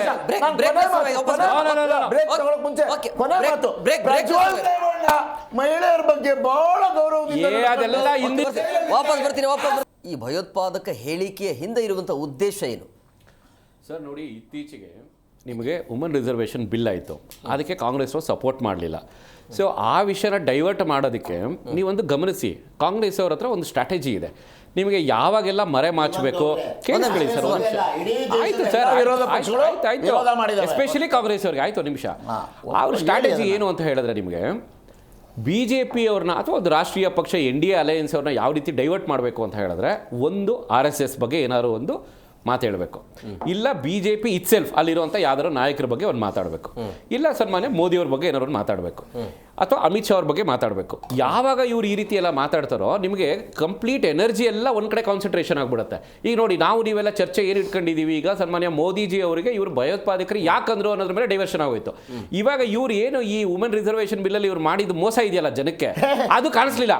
ಈಗ ಇವರು ಹೆಂಗೆ ಮುಚ್ಚಾಕಿದ್ರು ಅಂತ ಹೇಳಿದ್ರೆ, 2023 ನಿಮಗೆ ಟೇಬಲ್ ಆಗುತ್ತೆ women reservation bill. 2023 reservation bill table ಆದಮೇಲೆ ಇವರು ಮೊನ್ನೆ ಡಿಲಿಮಿಟೇಷನ್ ಇವರು ಲಿಂಕ್ ಮಾಡ್ತಾರೆ ಕಾಂಗ್ರೆಸ್ ಅವರು. ನೀವು ಮಾಡಿದ್ದು ಡಿಲಿಮಿಟೇಷನ್ ಇತ್ತು, ಅದಕ್ಕೆ ನಾವು ಕೊಡಲಿಲ್ಲ ಅಂತ ಹೇಳ್ತಾರೆ. ಸನ್ಮಾನ್ಯ ಮೋದಿಜಿ ಅವರು ಕ್ರಿಸ್ಟಲ್ ಕ್ಲಿಯರ್ ಆಗಿ ಹೇಳ್ತಾರೆ, women reservation bill is separate, delimitation is separate. ಅದಾದ್ಮೇಲೆ ಆಯ್ತು ಸರ್, ಜನಕ್ಕೆ ಕೇಳಿಸ್ಲಿ ಬಿಡಿ, ಯಾಕೆ ಡೈವರ್ಟ್ ಮಾಡ್ತೀರಾ? ನೀವು ಮಧ್ಯದಲ್ಲಿ ಯಾಕೆ ಮಾತಾಡ್ತೀರಾ? ಅಲ್ಲ, ಮಧ್ಯದಲ್ಲಿ ಯಾಕೆ ಮಾತಾಡ್ತೀರಾ? ಜನಕ್ಕೆ ತಲುಪ್ಲಿ. ಇದು ಲಾಸ್ಟ್ ನಿಮಗೆ ಕೇಳಿಸ್ಕೊಳ್ಳಿ ಸರ್, ಡಿಲಿಮಿಟೇಷನ್ ಲಾಸ್ಟ್ ಫ್ರೀಸ್ ಮಾಡಿದ್ದು ಯಾರು ಗೊತ್ತಾ ಸರ್? ಸನ್ಮಾನ್ಯ ಇಂದಿರಾ ಗಾಂಧಿ ಅವರು. ಯಾವ ವರ್ಷದಲ್ಲಿ ಫ್ರೀಸ್ ಮಾಡಿದ್ದು? 1975. ಕೇಳಿಸ್ಕೊಳ್ರಿ, ಇತಿಹಾಸ ಗೊತ್ತಿಲ್ಲ ನಿಮಗೆ, ಕೇಳಿಸ್ಕೊಳ್ರಿ. ನೋಡಿ, ನೀವು ಮಾತಾಡ್ಬೇಕಾದ್ರೆ ಡಿಸ್ಟರ್ಬ್ ಮಾಡಿಲ್ಲ, ಜನಕ್ಕೆ ಮಾಹಿತಿ ಹೋಗ್ಬೇಕು, ಕೇಳಿಸ್ಕೊಳ್ಳಿ. ಮಾಹಿತಿ ಗೊತ್ತಿಲ್ಲ, ನಿಮ್ಗೆ ಮಾಹಿತಿ ಗೊತ್ತಿಲ್ಲ, ಕೇಳಿಸ್ಕೊಳ್ಳಿ ಸುಮ್ಮನೆ. ನಿಮಗೆ ಸರ್ ಆ ವಿಷಯಕ್ಕೆ ಬರೋಣ. 1975 ಸರ್, ಅದೇ ವಿಷಯಕ್ಕೆ ಬರ್ತೇನೆ, ಕೇಳಿಸ್ಕೊಳ್ಳಿ. ನನ್ನ ಟೈಮ್ ಯಾಕೆ ಕಿಲ್ ಮಾಡ್ತಾ ಇದ್ದೀರಾ? ಕೇಳಿಸ್ಕೊಳ್ಳಿ. ಆಯ್ತು, ಒಂದು ನಿಮಿಷ. ಆಯ್ತಾಯ್ತು, ನೀವು ಮಾತಾಡಿದಾಗಿದೆ, ಡಿಸ್ಟರ್ಬ್ ಮಾಡ್ಬಿಡಿ. ಕೇಳಿಸ್ಕೊಳ್ಳಿ ಕಾಂಗ್ರೆಸ್ ಅವರು 1975 ಅಲ್ಲಿ. ಆಯ್ತು, ಕುತ್ಕೊಳ್ರಿ ಸುಮ್ಮನೆ. 1975 ಆಯ್ತಾಯ್ತು 1975 ವಾಪಸ್ ಆಯ್ತು ಕುತ್ಕೊಳ್ರಿ 1975 ಅಲ್ಲಿ ಮತ್ತೆ ಮಧ್ಯದಲ್ಲಿ ರಾಮ್ ಅವ್ರು ಎದ್ಬಿಟ್ರೆ ಮುಗಿದೋಯ್ತು ಕತೆ. ಸರ್ ಕೇಳಿಸ್ಕೊಳ್ಳಿ, 1975 ಅಲ್ಲಿ ನಿಮಗೆ ಡಿಲಿಮಿಟೇಷನ್ ಆಗುತ್ತೆ. ಅದಾದಮೇಲೆ ನಿಮಗೆ ಎವ್ರಿ 10 year ಅಲ್ಲಿ ನಿಮಗೆ ಸೆನ್ಸಸ್ ಆಗಬೇಕು. ಯಾವಾಗೆಲ್ಲ ನಿಮ್ಗೆ ಸೆನ್ಸಸ್ ಆಗುತ್ತೋ ಸೆನ್ಸಸ್ ಆದಮೇಲೆ ನಿಮಗೆ delimitation according to the population. ಕೇಳಿಸ್ಕೊಳ್ರಿ ಒಂದು ನಿಮಿಷ, ಇಲ್ಲಿ ಯಾಕೆ ಡಿಸ್ಟರ್ಬ್ ಮಾಡ್ತಾ ಇದ್ದೀರಾ? ನಿಮ್ಮ ಮಾಹಿತಿ ಗೊತ್ತಿದ್ರೆ ನೀವು ಮಾತಾಡಿ, ನಿಮ್ಮ ಮಾಹಿತಿ ಗೊತ್ತಿದ್ರೆ ನೀವು ಮಾತಾಡಿ, ಇಲ್ಲ ಅಂದ್ರೆ ಮಾತಾಡಕ್ಕೆ ಅಲೋ ಮಾಡಿ ನೀವು. ಸರ್ ಪ್ಲೀಸ್, ನೀವು ಆಂಕರ್ ಮಾಡ್ರೇಟ್ ಮಾಡಬೇಕು, ವಿಷಯ ತಿಳಿಸ್ಬೇಕು ಜನಕ್ಕೆ. ಇವ್ರು ಮಾಡಿರೋ ತಪ್ಪುಗಳನ್ನ ಮರೆಮಾಚೋದು ಬೇಡ. ನಾನು ಡಿಸ್ಟರ್ಬ್ ಮಾಡ್ತಾ ಇದ್ದಾರೆ ಅವರು. ಕೇಳಿಸ್ಕೊಳ್ಳಿ, ಮಾಡ್ತೀವಿ. ಸೊ ನಿಮಗೆ ಎವ್ರಿ 10 year ಸೆನ್ಸಸ್ ಆದಮೇಲೆ ಡಿಲಿಮಿಟೇಷನ್ ಕಂಪಲ್ಸರಿ ಇತ್ತು. ಇವರಿಗೆ 2025 ಅಲ್ಲಿ ನಿಮಗೆ ಮಾಡುತ್ತೀವಿ, 2026ಗೆ ನಿಮಗೆ ಡಿಜಿಟಲ್ ಸೆನ್ಸಸ್ ಆಗೇ ಆಗುತ್ತೆ ಅಂತ ಅಂದ್ಬಿಟ್ಟು ಕಾಂಗ್ರೆಸ್ ಅವ್ರಿಗೆ ಗೊತ್ತಿತ್ತು. 2026 ಅಲ್ಲಿ ನಿಮ್ಗೆ ಸರ್ವೆ ಆದ ಮೇಲೆ ನಿಮಗೆ ಡಿಲಿಮಿಟೇಷನ್ ಇಟ್ ಈಸ್ ಎಕ್ಸ್ಪೆಕ್ಟೆಡ್. ನಿಮಗೆ ಹೊಸದಾಗಿ ಮಾಡ್ತಾ ಇರೋಂಥದ್ದಲ್ಲ, ಅಫ್ಕೋರ್ಸ್ ಮಾಡ್ತೀವಿ. ಆ 2026 ಡಿಲಿಮಿಟೇಷನ್ ಏನು ಬರುತ್ತೆ ಆ ಡಿಲಿಮಿಟೇಷನ್ ಪ್ರಕಾರನೇ ನಿಮಗೆ ಹ್ಯೂಮನ್ ರಿಸರ್ವೇಷನ್ ಬಿಲ್ ತಂದಿದ್ದು. ಇದಕ್ಕೂ ಮತ್ತೆ ಅದಕ್ಕೂ ಯಾವ್ದು ಏನು ಡಿಫ್ರೆನ್ಸಸ್ ಇರಲಿಲ್ಲ ನಿಮಗೆ. ಇಲ್ಲಿ ಏನಾಯ್ತು ಇವಾಗ ಇವ್ರಿಗೆ ಕೇಳಿಸ್ಕೊಳ್ರಿ, ಇಲ್ಲಿ ಇವ್ರ ಪ್ರಾಬ್ಲಮ್ ಏನು ಕಾಂಗ್ರೆಸ್ ಅವ್ರಿಗೆ ಈಗ ತಗೊಂಡಿರೋದೆಷ್ಟು ಸರ್? 3 ಕಾನ್ಸಿಕ್ಯೂಟಿವ್ ಟರ್ಮ್ ಅಲ್ಲಿ. ಕೇಳಿಸ್ಕೊಳ್ರಿ ನಿಮ್ ಯೋಗ್ಯತೆ ಏನು ಅಂತ ಅಂದ್ಬಿಟ್ಟು. ಕಾಂಗ್ರೆಸ್ ಅವ್ರ ಯೋಗ್ಯತೆ 3 ಕಾನ್ಸಿಕ್ಯೂಟಿವ್ ಟರ್ಮ್. ಕೇಳಿಸ್ಕೊಳ್ರಿ, ಆಯ್ತು ಮಾತಾಡಕ್ಕೆ ಕೇಳಿಸ್ಕೊಳ್ಳಿ ಸರ್ ಪ್ಲೀಸ್. ಮಾತಾಡಲಿಲ್ಲ ಕಾಂಗ್ರೆಸ್ ಅವರು, ಸರ್ ಮಾತಾಡಕ್ಕೆ ಅಲೋನೆ ಮಾಡಲಿಲ್ಲ, ಸಬ್ಜೆಕ್ಟ್ ಹೋಗಲಿಲ್ಲ. ಪ್ಲೀಸ್ ಅಟ್ಲೀಸ್ಟ್ ಒಂದು ನಿಮಿಷ ಮಾತಾಡ್ತಾರೆ. ಕಾಂಗ್ರೆಸ್ ಅವರು 3 ಕಾನ್ಸಿಕ್ಯೂಟಿವ್ ಟರ್ಮ್ ಅಲ್ಲಿ ತಗೊಂಡ್ರೆ ಎಷ್ಟು ಗೊತ್ತೆ ಸರ್? 44, 54, 99. ಇವ್ರ ಯೋಗ್ಯತೆ ಒಂದು ರಾಷ್ಟ್ರೀಯ ಪಕ್ಷ ಆಗ್ಬಿಟ್ಟು 3 ಕಾನ್ಸಿಕ್ಯೂಟಿವ್ ಟರ್ಮ್ ಅಲ್ಲಿ ಇವರು ಲೋಕಸಭೆಯಲ್ಲಿ ಸೀಟ್ ತಗೊಂಡಿರುವಂತದ್ದು 44, 54, 99. ಇವರು ರಾಷ್ಟ್ರೀಯ ಪಕ್ಷ ಆಗ್ಬಿಟ್ಟು ಇವ್ರ ಯೋಗ್ಯತೆಗೆ ರಿಸರ್ವೇಶನ್ ಬಿಲ್ಗೆ ಇವ್ರು ಸಪೋರ್ಟ್ ಮಾಡಬಹುದಾಗಿತ್ತಲ್ವಾ? ಈಗ ಪ್ರಾಬ್ಲಮ್ ಏನು ಅಂದ್ರೆ ಇರೋ 543 ಇವ್ರ ಯೋಗ್ಯತೆ 43, ಇನ್ನು 853 ನೀವು ರಿಸರ್ವೇಶನ್ ತಗೊಂಡ್ಬಂದ್ರೆ ಕಾಂಗ್ರೆಸ್ ಅವರು ಎಲ್ಲ ನಿಂತ್ಕೊಳ್ತಾರೆ ಗೊತ್ತಾ? 100 ದಾಟಲ್ಲ ಇವರು. ಆ ಭಯದಿಂದ ಇವರು ಕಾಂಗ್ರೆಸ್ ಅವರು ನಿಮ್ಗೆ ಮುಸ್ಲಿಮ್ಸ್ ಎಲ್ಲ ಏನಾಗ್ತದೆ? ಒಂದೇ ಪಾಯಿಂಟ್ ಇವತ್ತಿನವರೆಗೂ ಬುರ್ಕಾ ಹಾಕೊಂಡು ಹೋಗ್ಬಿಟ್ಟಿರೋಂಥವ್ರು ಇವರು, ಬುರ್ಕಾ ಹಾಕೊಂಡು ನಿಲ್ಸಿರೋರು ಇವರು. ಟ್ರಿಪಲ್ ತಲಾಕ್ ತೆಗ್ದಿರೋಂಥದ್ದು ಯಾರು? ನಾವು. ಟ್ರಿಪಲ್ ತಲಾಕ್ ತೆಗ್ದಿರೋಂಥದ್ದು ಯಾರು? NDA. ನಾವು ತೆಗ್ದಿರೋಂಥದ್ದು ಅಲ್ಲೇ ತಂದು ನಿಲ್ಸಿದ್ದಾರೆ ಕಾಂಗ್ರೆಸ್ ಅವರು. ರಾಮು ಸರ್, ಈ ವಿವಾದವನ್ನ ಲಾಭಕ್ಕಾಗಿ ಬಳಸಿಕೊಳ್ತಾ ಇದೆ ಬಿಜೆಪಿ ಅನ್ನುವಂಥ ನಿಮ್ಮ ಮೇಲೆ ಇರುವಂಥ ಆರೋಪ. ಅಂದರೆ ಆಯಿತು, ಪ್ರಧಾನಿಯ ಹುದ್ದೆಯನ್ನು ಗೌರವಿಸೋದು ಎಲ್ಲರ ಕರ್ತವ್ಯದ ಉದ್ದೇಶ, ಬಟ್ ಇದನ್ನೇ ಇಟ್ಕೊಂಡು ಬೀದಿಯಲ್ಲಿ ಪ್ರತಿಭಟನೆ ಮಾಡೋದು ಇದೆಲ್ಲವೂ ಕೂಡ ರಾಜಕೀಯ ಲಾಭಕ್ಕಾಗಿ ಅನ್ನೋದು. ಇವತ್ತು ದೇಶಕ್ಕಾಗಿ ಭಾರತೀಯ ಜನತಾ ಪಕ್ಷ ಇದೆಯೋ ವಿನಃ ವ್ಯಕ್ತಿಗತವಾಗಿ ಪಕ್ಷಕ್ಕಾಗಿ ಅಲ್ಲ. ದೇಶದ ಗೌರವ ಕಳೀತಕ್ಕಂಥ ಕಾಂಗ್ರೆಸ್ ಅವರ ಆ ಬುದ್ಧಿ ಇದೆಯಲ್ಲ, ಆ ಬುದ್ಧಿಯನ್ನು ಖಂಡಿಸ್ಬೇಕಾಗ್ತದೆ, ಜನಕ್ಕೆ ಗೊತ್ತಾಗಬೇಕಾಗ್ತದೆ. ಅದಕ್ಕಾಗಿ ನಾವು ರಾಜಕೀಯ ಲಾಭ ಅಂತ ಬಳಸೋದಿಲ್ಲ. ನಾವು ದೇಶಭಕ್ತರ ಪಕ್ಷ, ದೇಶಕ್ಕಾಗಿ ದೇಶದ ನಾಯಕ, ಎಲ್ರಿಗೂ ಅವರು. ಇವತ್ತು ಪ್ರಧಾನಮಂತ್ರಿ ಅಂದರೆ ಭಾರತದ 140 ಕೋಟಿ ಜನಕ್ಕೂ ಪ್ರಧಾನಮಂತ್ರಿಗಳೇ ಅವರು. ಇವತ್ತು ವರ್ಲ್ಡ್ ವಾರ್ ನಡೀತಾ ಇದೆ, ಎಲ್ಲ ಯುದ್ಧಗಳು ನಡೀತವೆ, ನಮ್ಮ ಭಾರತ ದೇಶ ಸೈಲೆಂಟಾಗಿದೆ. ಆ ಪಾಕಿಸ್ತಾನ ಏನೋ ಮಧ್ಯಸ್ಥಿಕೆ ವಹಿಸಿದ್ರು ಅಂತ ಹೇಳ್ಬಿಟ್ಟು, ರೇ ವಿಶ್ವಗುರು ಎಲ್ಲೋದ್ರೇ, ಎಲ್ಲಿ ಸೈಲೆಂಟ್ ಆಗಿದೆ ಸರ್? ಜನ ತತ್ತರಿಸಿ ಹೋಗ್ತಿದ್ದಾರೆ. ಒಂದು ನಿಮಿಷ ಪ್ಲೀಸ್, ಮತ್ತೆ ಆ ರೀತಿ ಅಲ್ಲ ರೀ, ಇತ್ತು ಆ ರೀತಿ. ಇವತ್ತು ದೇಶದ ಬಗ್ಗೆ ಕಾಳಜಿ ಇರ್ತಕ್ಕಂಥ ಭಾರತೀಯ ಜನತಾ ಪಕ್ಷ, ದೇಶಭಕ್ತರ ಪಕ್ಷ, ಚುನಾವಣೆ ಲಾಭಕ್ಕಾಗಿ ಆಗಲೋ ಅಥವಾ ವ್ಯಕ್ತಿಗತ ವಿಚಾರಗಳು ಮಾಡೋಕ್ಕಾಗಲಿ ಅಲ್ಲ. ಕಾಂಗ್ರೆಸ್ ಅವರ ನೀಚ ಮಾತುಗಳು ಬರ್ತಾವಲ್ಲ ಬಾಯಿಂದ, ಆ ಪದಗಳನ್ನು ಖಂಡಿಸ್ಬೇಕಾಗ್ತದೆ. ಖಂಡಿಸೋದಕ್ಕೆ ನಾವು ಕೆಲಸ ಮಾಡ್ತಾ ಇದ್ದೀವಿ. ಅದು ಬಿಟ್ಟರೆ ಇದರ ಲಾಭಾಂಶ ಸಿಗುತ್ತೆ ಅಂತಲ್ಲ. ಇವತ್ತು ಖರ್ಗೆ ಅಂತವರು ಈ ಮಾತನಾಡಿ, ಅದು ಅವರೊಬ್ಬ ಶೋಷಿತ ಸಮಾಜದಿಂದ ಬಂದಂಥವ್ರು. ಅವ್ರ ಬಾಯಲ್ಲಿ ಬರಬೇಕಾದ ಪದಗಳು ಯಾವ ಬರಬೇಕು? ನೀವು ಇಲ್ಲಿ ಯಾರನ್ನೋ ಮೆಚ್ಚಿಸೋದಕ್ಕೆ, ಏನೋ ಮಾತಾಡೋಕ್ಕೆ ಈ ಥರ ಮಾತಾಡಿ ಹೈಕಮಾಂಡ್ನ ಯಾಕೆ ಇಂಪ್ರೆಸ್ ಮಾಡಬೇಕು ಅಧ್ಯಕ್ಷರು? ಅಲ್ಲ, ಅವರೇ ಹೈಕಮಾಂಡು. ಅವ್ರು ಹೈಕಮಾಂಡ್ ಅಲ್ಲ ಅನ್ಕೊಂಡ್ಬಿಟ್ಟಿದ್ದಾರೆ ಅವರು.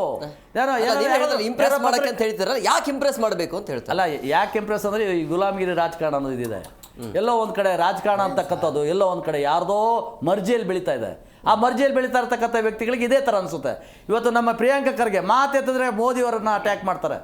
ಮೋದಿಯವರ ಲೆವೆಲ್ಗೆ ನೀವು ಮಾತಾಡೋ ಅರ್ಹತೆ, ತಂದೆ ಮಗ ಇಬ್ಬರು ಒಂದೇ ಆಟ ಆಡ್ತಾರೆ. ನಮ್ಮ ಅಪ್ಪ ಹೇಳಿದ್ದೇನು ತಪ್ಪೋ ಅನ್ನೋ ಮಟ್ಟಕ್ಕೆ ಅವ್ರು ಮಾತಾಡ್ತಾರೆ. ನಾನು ಹೇಳೋದು, ನಿಮ್ಮ ಅರ್ಹತೆಗಳಿಗೆ ತಕ್ಕಂಗೆ ನಿಮ್ಮ ಮಾತುಗಳನ್ನು ಹಿಡಿತದಲ್ಲಿ ಇಟ್ಕೊಂಡು ಮಾತಾಡಿ. ನೀವು ಅದೇ ಬಿಟ್ಟು ನೀವು ಈ ಥರ ಎಲ್ಲ ಓಲೈಸ ರಾಜಕಾರಣ ಮಾಡೋಕ್ಕೋಗಿ ಇವತ್ತು ರಾಷ್ಟ್ರೀಯ ಅಧ್ಯಕ್ಷ ಆದಮೇಲೆ ಇನ್ನೇನಾಗ್ಬೋದು? ನೀವು ರಾಷ್ಟ್ರಪತಿ ಅಂತೂ ಆಗಲ್ಲ, ಪ್ರಧಾನಮಂತ್ರಿ ಅಂತೂ ನೀವು ಆಗಲ್ಲ. ಇವತ್ತು ದೇಶ ಇವತ್ತು ನೋಡ್ತಾ ಇದೆ ಜನನ. ಇವತ್ತು ಮಲ್ಲಿಕಾರ್ಜುನ ಖರ್ಗೆ ಅವರ ಮಾತುಗಳು ದೇಶ ಪೂರ್ತಿ ಖಂಡಿಸ್ತಾ ಇದೆ. ಇವತ್ತು ನಾವು ಹೇಳ್ತಕ್ಕಂಥದ್ದು ಖರ್ಗೆ ಅವರು ಕೂಡಲೇ ಕ್ಷಮೆ ಕೇಳಬೇಕು, ವಿಷಾದ ವ್ಯಕ್ತಪಡಿಸ್ತೀನಿ, ನಾನು ಆಗಲ್ಲ ಹೇಳಿದ್ದು, ಹೀಗೆ ಹೇಳಿದೆ ಅಂತ ಉಲ್ಟಾ ಪಲ್ಟಾ ಮಾತಾಡೋದನ್ನು ಬಿಡಿ. ಖರ್ಗೆ ಅವ್ರಿಗೊಂದು ಗೌರವ ಇರಲಿ. ಬಾಬಾ ಸಾಹೇಬರು ಮೀಸಲಾತಿ ಕೊಟ್ಟಿದ್ದರಿಂದಲೇ ಇವತ್ತು ನೀವು ಈ ಅರ್ಹತೆಗೆ ಈ ಸ್ಥಾನಮಾನಕ್ಕೆ ಹೋಗಿದ್ದೀರಿ. ಆ ಕೊಟ್ಟಂಥ ಮೀಸಲಾತಿ ಬಾಬಾ ಸಾಹೇಬ್ರಿಗೆ ಗೌರವ ಸಿಗೋ ಥರ ನಡ್ಕೊಳ್ಳಿ. ಅದನ್ನು ನಡ್ಕೊಳ್ದಿದ್ರೆ ನೀವು ಬಾಬಾ ಸಾಹೇಬ್ರಿಗೆ ಮೋಸ ಮಾಡ್ದಂಗೆ. ಬಾಬಾ ಸಾಹೇಬ್ರಿಗೆ ಇವತ್ತು ಮೀಸಲಾತಿ ಕೊಟ್ಟಿದ್ದು ಉದ್ದೇಶನೇ ಆ ಉದ್ದೇಶ. ಹಾಗಾಗಿ ಮಲ್ಲಿಕಾರ್ಜುನ್ ಖರ್ಗೆ ಅವರೇ, ಇವತ್ತು ನೀವು ವಯಸ್ಸಲ್ಲಿ ದೊಡ್ಡವರಾದ್ರಿಂದ ನಾನು ನಿಮ್ಮನ್ನು ಪ್ರೀತಿಯಿಂದ ಕೇಳ್ತೇನೆ, ನೀವು ಮಾತಾಡಿದ ಮಾತು ನಿಜವಾಗ್ಲೂ ಅಕ್ಷರಶಃ ಅದು ಅಪರಾಧ. ಎಸ್ ಕುಮಾರ್ ಸರ್, ಈ ಒಂದು ಹೇಳಿಕೆ ವೈಯಕ್ತಿಕ ಅಭಿಪ್ರಾಯನ ಅಥವಾ ಪಕ್ಷದ ನಿಲುವನ್ನ? ಚುನಾವಣೆ ಸಂದರ್ಭದಲ್ಲಿ ಅಮಿತ್ ಶಾ ಅವರು ಹೇಳೋ ಥರನೇ ಮಾತನಾಡೋದಾದರೆ, ಚುನಾವಣೆ ಸಂದರ್ಭದಲ್ಲಿ ವಿರೋಧ ಪಕ್ಷಗಳು ಮತ್ತು ಚುನಾವಣೆಯನ್ನು ಎದುರಿಸ್ತಾ ಇರುವಂಥ ಪಕ್ಷಗಳು ಚುನಾವಣಾ ಪ್ರಚಾರ ಸಂದರ್ಭದಲ್ಲಿ ಮಾತನಾಡೋ ಮಾತುಗಳನ್ನು ಯಾವುದನ್ನು ಲೆಕ್ಕ ಇಟ್ಕೋಬಾರ್ದು, ಅವೆಲ್ಲ ಜುಮ್ಲಾ ಮಾತುಗಳು ಅಂತ ಇವರೇ ಹೇಳಿದ್ದಾರೆ. ನಮ್ಮ ಅಮಿತ್ ಶಾ ಅವರು, ಗೃಹ ಸಚಿವರು. ನಾನು ಕೇಳ್ತಾ ಇದ್ದೇನೆ, ಅವರು ಹೇಳಿದ ಮಾತು ಯಾವ ಟೆಕ್ಸ್ಟಲ್ಲಿತ್ತು ಅಂತ. IT, ED, CBI, ಚುನಾವಣಾ ಆಯೋಗ ಇವನ್ನೆಲ್ಲವನ್ನು ಬಳಸ್ಕೊಂಡು ಬೇರೆ ಪಕ್ಷಗಳನ್ನು ಭಯಭೀತರನ್ನಾಗಿ ಮಾಡೋದಕ್ಕೆ ಬಳಸ್ಕೋತಾ ಇದ್ದಾರೆ ಅಂತ ಸ್ಪಷ್ಟನೆ ಕೊಟ್ಟಾಗಿದೆ. ಅವರು ಹಿರಿಯ ನಾಯಕರಿದ್ದಾರೆ. ನಾನು ಮಾಜಿ ಪ್ರಧಾನಮಂತ್ರಿಗಳು ದೇವೇಗೌಡರು ಹೇಳಿರೋ ಮಾತುಗಳನ್ನಾಗಲಿ ಅಥವಾ ಇನ್ನೊಬ್ಬರು ಹೇಳಿರೋ ಮಾತುಗಳನ್ನಾಗಲಿ, ಮೋದಿಯವರು ಹೇಳಿರೋ ಮಾತುಗಳು, ರಾಷ್ಟ್ರ ವಿರೋಧಿಗಳು, ನಕ್ಸಲರು ಅಂತ ಹೇಳ್ಬಿಟ್ಟು ಮೋದಿಯವರೇ ಮಾತನಾಡಿರೋ ಮಾತುಗಳಿದೆ ಕಾಂಗ್ರೆಸ್ ಅವ್ರ ಬಗ್ಗೆ. ನಾವು ಎಲ್ಲಾದರೂ ನೀವು ಹೇಳಬಾರ್ದು ಈ ಮಾತನ್ನ ಅಂತ ಹೇಳಿದ್ವು ಅವ್ರಿಗೆ. ಹೇಳ್ತಿದ್ದೀರಿ, ಸಂತೋಷ. ಜನರು ಹೆಂಗೆ ಅಕ್ಸೆಪ್ಟ್ ಮಾಡಬೇಕು ಮಾಡ್ತಾರೆ ಬಿಡಿ ಅಂತ ನಾವು ಜನರಿಗೆ ಬಿಟ್ವಿ. ಅಂದ್ರೆ ನೀವು ಜನರಿಗೆ ಬಿಟ್ವಿ. ಪಾಕಿಸ್ತಾನ ಹೀರೋ ಆದ್ರಂತ ಆಯಿತು, ಒಂದು ನಿಮಿಷ ಬಿಟ್ವಿ. ನಾವೇನು ಇದು ಬಿರಿಯಾನಿ ಕಬಾಬ್ ತಿನ್ನಕ್ಕೆ ಹೋಗಿರಲಿಲ್ಲ ಸರ್. ನಮ್ಮ ಯಾವುದೇ ನಾಯಕರು ಪಾಕಿಸ್ತಾನಕ್ಕೆ ಬಿರಿಯಾನಿ ಕಬಾಬ್ ತಿನ್ನಕ್ಕೆ ಎಂದೂ ಹೋಗಿಲ್ಲ, ಹೋಗೋದೂ ಇಲ್ಲ. ನಮ್ಮ ವಿರೋಧಿ ರಾಷ್ಟ್ರ ಅಂತ ಅದನ್ನು ಮೊದಲಿಂದ ಏನು ಗಣನೆಗೆ ತಗೊಂಡಿದ್ದೀವಿ, ಅದೇ ನಮ್ಮದು ನಿಲುವು. ಇವ್ರ ಥರ ಒಂದು ನಿಮಿಷ ಯಾಕೆ ಮಾತಾಡ್ತಾರೆ ಸರ್? ಯಾಕೆ ಮಾತಾಡ್ತಾರೆ ಸರ್? ಸರ್ ಈಗ ನಾನು ನಿಮ್ಮ ಜೊತೆ ಮಾತಾಡ್ತಾ ಇದ್ದೀನಿ, ಅವ್ರ ಹತ್ರ ಅವ್ರು ಯಾಕೆ ಮಾತಾಡ್ತಾರೆ? ಆಯ್ತು, CT ರವಿ ಇವರು ಮಹಿಳೆಯರ ಗೌರವ ಕೊಡೋ ಪಕ್ಷ. CT ರವಿ ಮಾತಾಡಿದ ಮಾತುಗಳೇನು? CT ರವಿ ಮಾತಾಡಿದ ಮಾತುಗಳೇನು ಸರ್? CT ರವಿ ಅವ್ರು ಮಾತಾಡಿದ ಮಾತುಗಳೇನು? ಕಾಂಗ್ರೆಸ್ ಸಂಸ್ಕೃತಿ ಏನು ಅಂತಂದ್ರೆ ಏನ್ ಹೇಳಿದ್ರು? ರಾಷ್ಟ್ರಪತಿ ಅವರಿಗೆ ಬಾಂಗ್ಲಾದೇಶ್ ಮಾದರಿಗ ಬೆಂಕಿ ಹಚ್ತೀವಿ ಅಂತ ಹೇಳಿದ್ರು. ರಾಷ್ಟ್ರಪತಿ ಆಫೀಸ್ ಹೋಗ್ಬಿಟ್ಟು ಬಾಂಗ್ಲಾದೇಶ್ ಮಾದರಿ ಬೆಂಕಿ ಹಚ್ತೀವಿ ಅಂತ ಹೇಳಿದ್ರು. ರಾಜ್ಯದ ಬಗ್ಗೆ ಮಾತಾಡ್ತಾ ಇದೀವಿ, ರಾಜ್ಯದ ಬಗ್ಗೆ ಮಾತಾಡಕ್ಕೆ ಯಾರಾದ್ರೂ ಮಾತಾಡ್ಬೇಕು ಸರ್ ಇವರು. ನೋಡಿ ಸರ್, ಅಸೆಂಬ್ಲಿಯಲ್ಲಿ ಮಾತಾಡಿದ್ದು ಯಾರು? ನಾವು ಸರ್ ನಿಮ್ಮ ಅಸೆಂಬ್ಲಿಯಲ್ಲಿ ಕೂತ್ಕೊಂಡು ನಿಮ್ಮ ಶಾಸಕರೇ ರೀ, ಅಸೆಂಬ್ಲಿಯಲ್ಲಿ ನಿಮ್ಮ ಶಾಸಕರೇ, ವಿಧಾನಸೌಧದಲ್ಲಿ ಮಾತಾಡಿರೋಂಥದ್ದು ಕಾಂಗ್ರೆಸ್ನ ಒಬ್ಬ ಶಾಸಕ. ಬ್ಲೂ ಬಾಯ್ಸು ನಾವ ಸರ್ ನೋಡಿದ್ದು ಫಿಲಮ್ ಎಲ್ಲ ಕೂತ್ಕೊಂಡು. ನಾವ ಸರ್ ಅಲ್ಲ, ಸಚಿವರ ಬಗ್ಗೆ ಏನೇನು ಮಾತಾಡಿದ್ರು? ನಿಮ್ಮ DCM ಬಂದ್ಬಿಟ್ಟು ನಾಚಿಕೆಮಾನ ಬರೀದಿಲ್ವೇನ್ರಿ? ರಾಜಣ್ಣ ಅವ್ರಿಗೆ ಹನಿ ಟ್ರ್ಯಾಪ್ ಮಾಡೋರು ಅಂತ ಹೇಳ್ತಾರಲ್ರಿ, ನಿಮ್ಗೆ ನಾಚಿಕೆಮಾನ ಬರೀದಿಲ್ಲ? ಏನ್ ಮಾತಾಡೋ ಅಲ್ಲ, ರೇಪಿಸ್ಟ್ ಅಂತ ಮಾತಾಡ್ತಿರಲ್ರಿ, ನಿಮ್ಗೆ ನಾಚಿಕೆಮಾನ ಬರೀದಿದ್ಯಾ ಕಾಂಗ್ರೆಸ್ ಅವ್ರಿಗೆ? ನಿಮ್ಗೆ ಒಂದು ಸದನದಲ್ಲಿ ಬಳಕೆ ಮಾಡಿರುವಂತ ಪದ ನಿಮ್ಗೆ ರೇಪಿಸ್ಟ್ ಅಂತ ಯೂಸ್ ಮಾಡಿದ್ರೆ ಒಂದು ಸದನದಲ್ಲಿ ನಾಚಿಕೆಮಾನ ಬರೀದಿದ್ಯಾ ಕಾಂಗ್ರೆಸ್ ಅವ್ರಿಗೆ?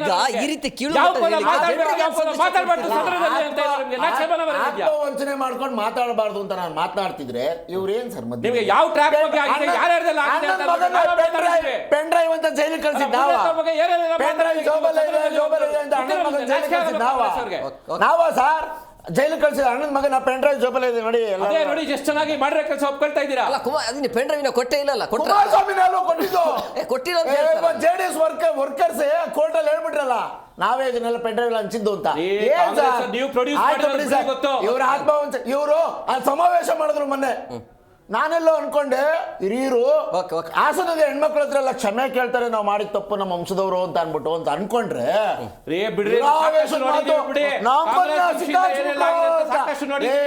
ನೀವು ಈ ದೇಶದಲ್ಲಿ ಯಾರ್ಯಾರು